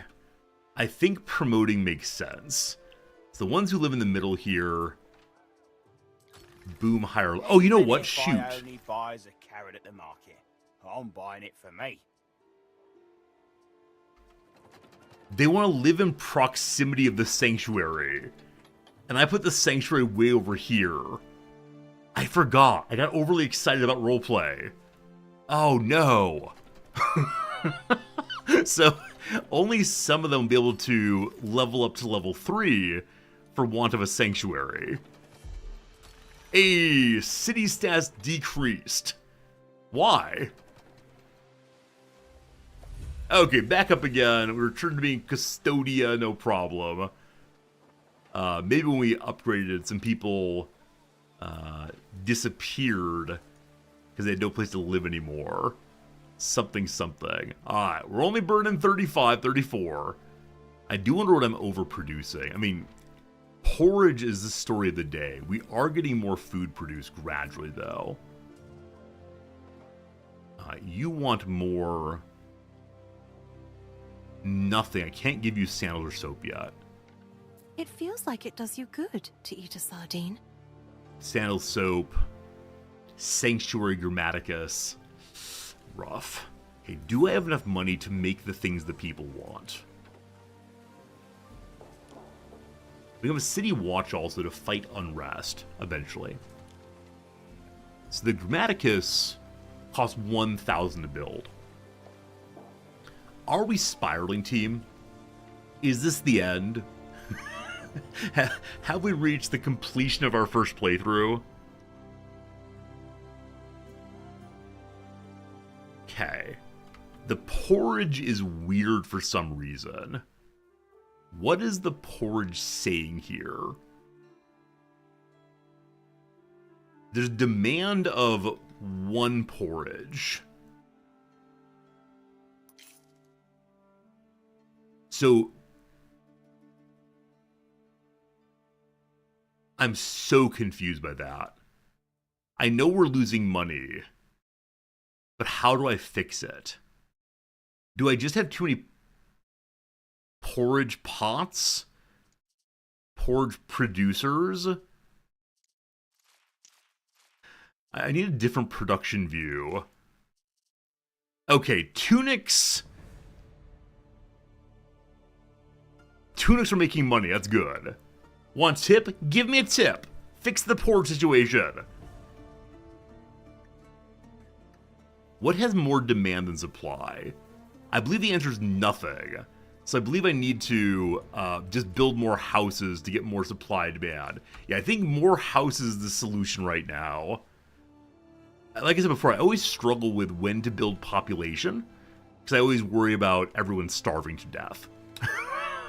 But it seems in this moment that more population, more good is the way to go.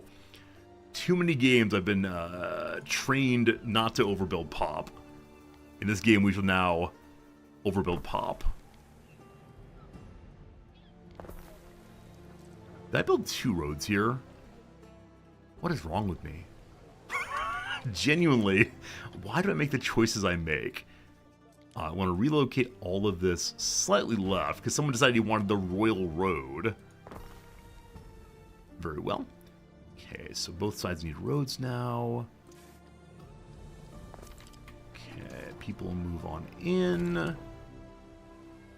Only losing 23 money. Numbers go up. I have enough port for 6 times the population. Okay. Thank you for being a friend. Antiviral Cat, I thank you for using your Prime subscription here. I'm always amazed by how many people in this channel have names involving cats. As well they should, obviously. And I thank you indeed for being here, my friend. And thank you for choosing our channel to support with your generosity of the Prime subscription.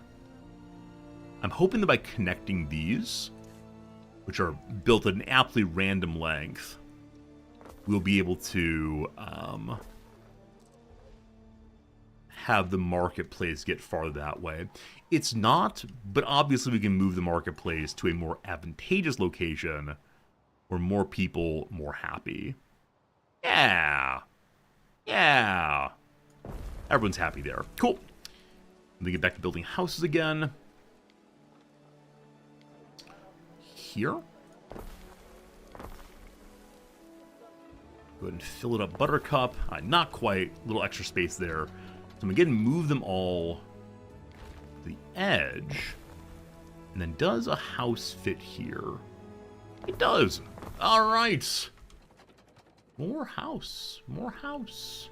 Where's the Dono-san from? The subscription and gift sub, tier 1 subscription, and giving out fewer than 5 gift subs is from Golden Girls. Thank you for being a friend, once again, what's my husband up to? Lady Marcia, I must ask you to stay clear of the Swamp sick wing. fever. The swamp fever is perilous and has been known to spread. How many more diseases exist in this period? Are they going to invent the Black Death? I'd still feel... Hey, positive money. Positive money. Super aggressive building of population is the path... Oh gosh, sorry. I almost kicked over my green screen. Is the path to substantial taxes. Everyone's unemployed, but I'm still getting money despite that. Fantastic. What are you? What are you showing at me? I have a quest. Oh. Lucius, my emperor, sent me a message, and I missed it. Hello? How do I accept your message? Ring, ring, ring. Resorty phone. Praetor. Do I have to send my ship in? The ruins of old... remove 2 more ruins. Okay, I know how to do that at least. Are you small ruins? You are. Are you small ruins? You are. Oh, here's the Emperor. I can click on him now. After having clicked him on... So I said to click on my harbor, and then he begins speaking to me. Why he doesn't just speak to me initially, I am so confused. I'm gonna wait till these are destroyed, lest I lose my optional quests. They matter a bunch to me. Here the Marcia quest more interesting because of the whole mystery of the husband. Yeah, I've not played the Marcus one yet, or whatever his name is. But yeah, I'm enjoying the little stories here. I'm enjoying engaging with all the possibilities of where our husband could be. Initially, I thought he was not mentally competent to work with us, to make decisions as a governor. I now believe he does not exist. That's a kind of non-mental competence, I suppose. Let's move you over one. Just to there. Lovely. And then you road again. Alright, derelict market we can removed. What do we find inside? People. There are people living in that market. By Pluto, Ere. They must have been mured beneath the ruins for generations, living on run water and rat offal. Can you even Well done, imagine? mistress. There was always a certain gloom hanging over the debris. The people were stuck underneath the debris. This is an old bakery. We have made a discovery under the debris of Ambrosia. The preserved bread. It's, I'm sure you've seen this. It's an ashen bread from, that one city. Starts with a P, I think. What's it called? Harmonized bread. Who knows whose hands shaped this elegant loaf?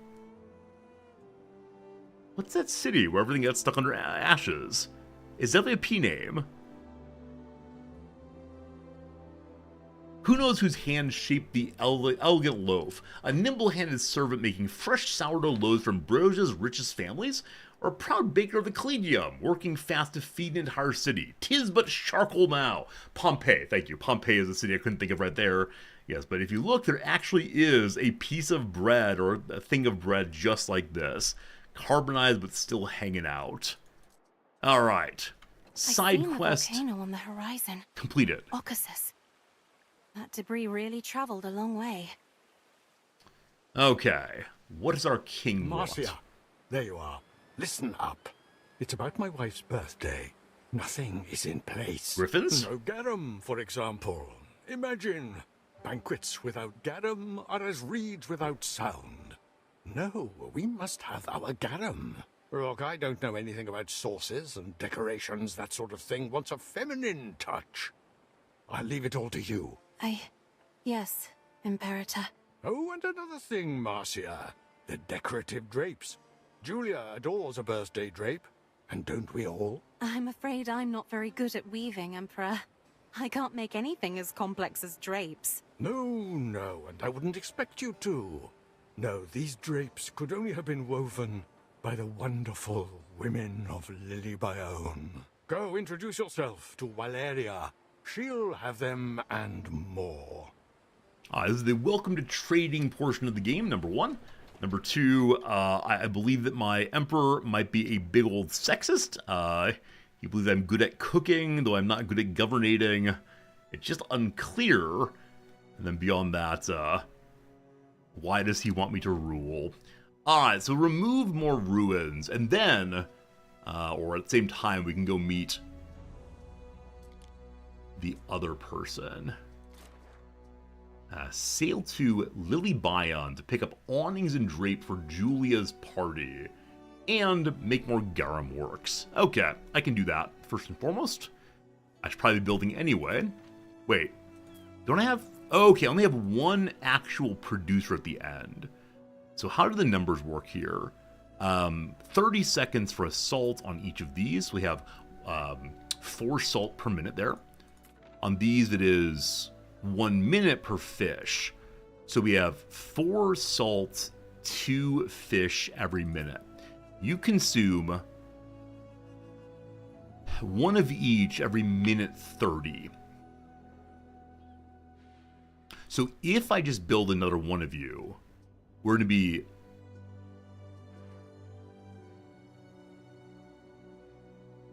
slightly ahead on salt and behind on fish, I think. I need the calculator, unfortunately. It's that part of the game. Anyway, they want me to build 3 of these. So simply building them is a good start. We'll figure out the production chain later. Math games. I realize this is not actually a math game in any meaningful sense.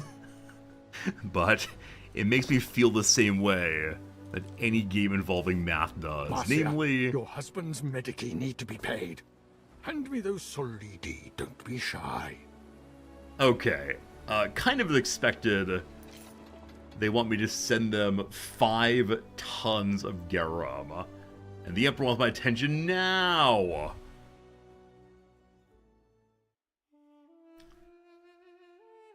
The Emperor has approached you on the sly, demanding you part with 5,000 monies, possibly to cover your husband's medical expenses. Technically, you haven't seen any medici or your husband, but then he is the Emperor.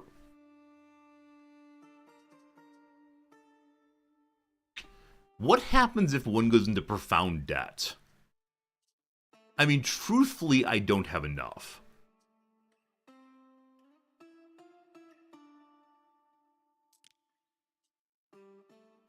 A lone slave bears the almighty burden of your chest of coins, possibly as punishment for misdemeanor, although as Lucius you can never quite be sure. The Emperor leaves without further elaboration on his intentions for your hard-earned denarii.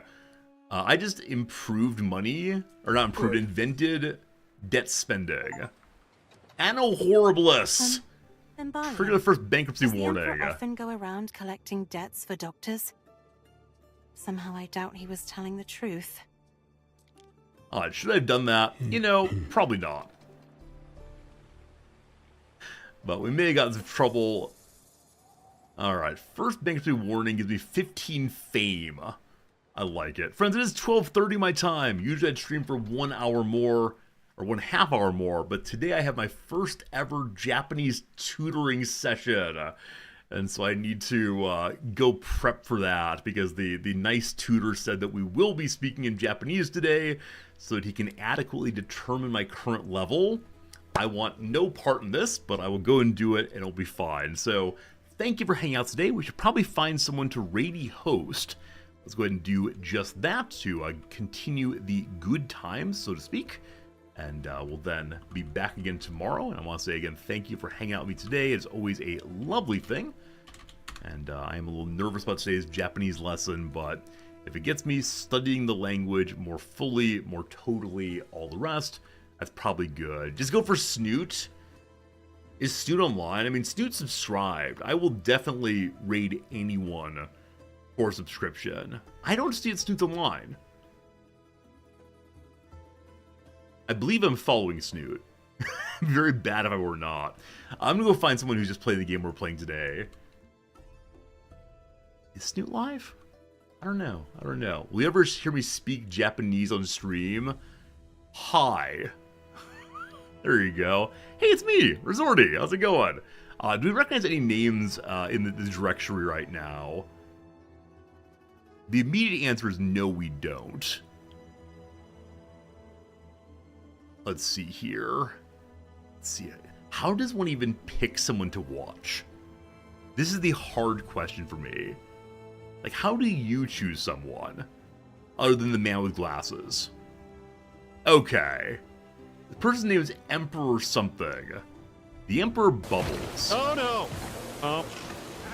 Hello, tree exploded. Smiley face. Do you respond? Well, Riz, welcome. Hey, we got a hello there. Riz. Friends, we're raiding Praise the the gods. Emperor Bubbles. Do offer a kind hello to them if you would. When we the get there, gods. God's rooster I'll is be going away. in. It's lunchtime for me. Horses in the villa. See you presently. Thanks much. I don't Again know what I tomorrow. actually Goodbye. did. I skipped the cutscene shamefully. Shameful decision. Where's my giant tree? I can't find it now. Was this it? Large, giant tree? I don't like the road around it.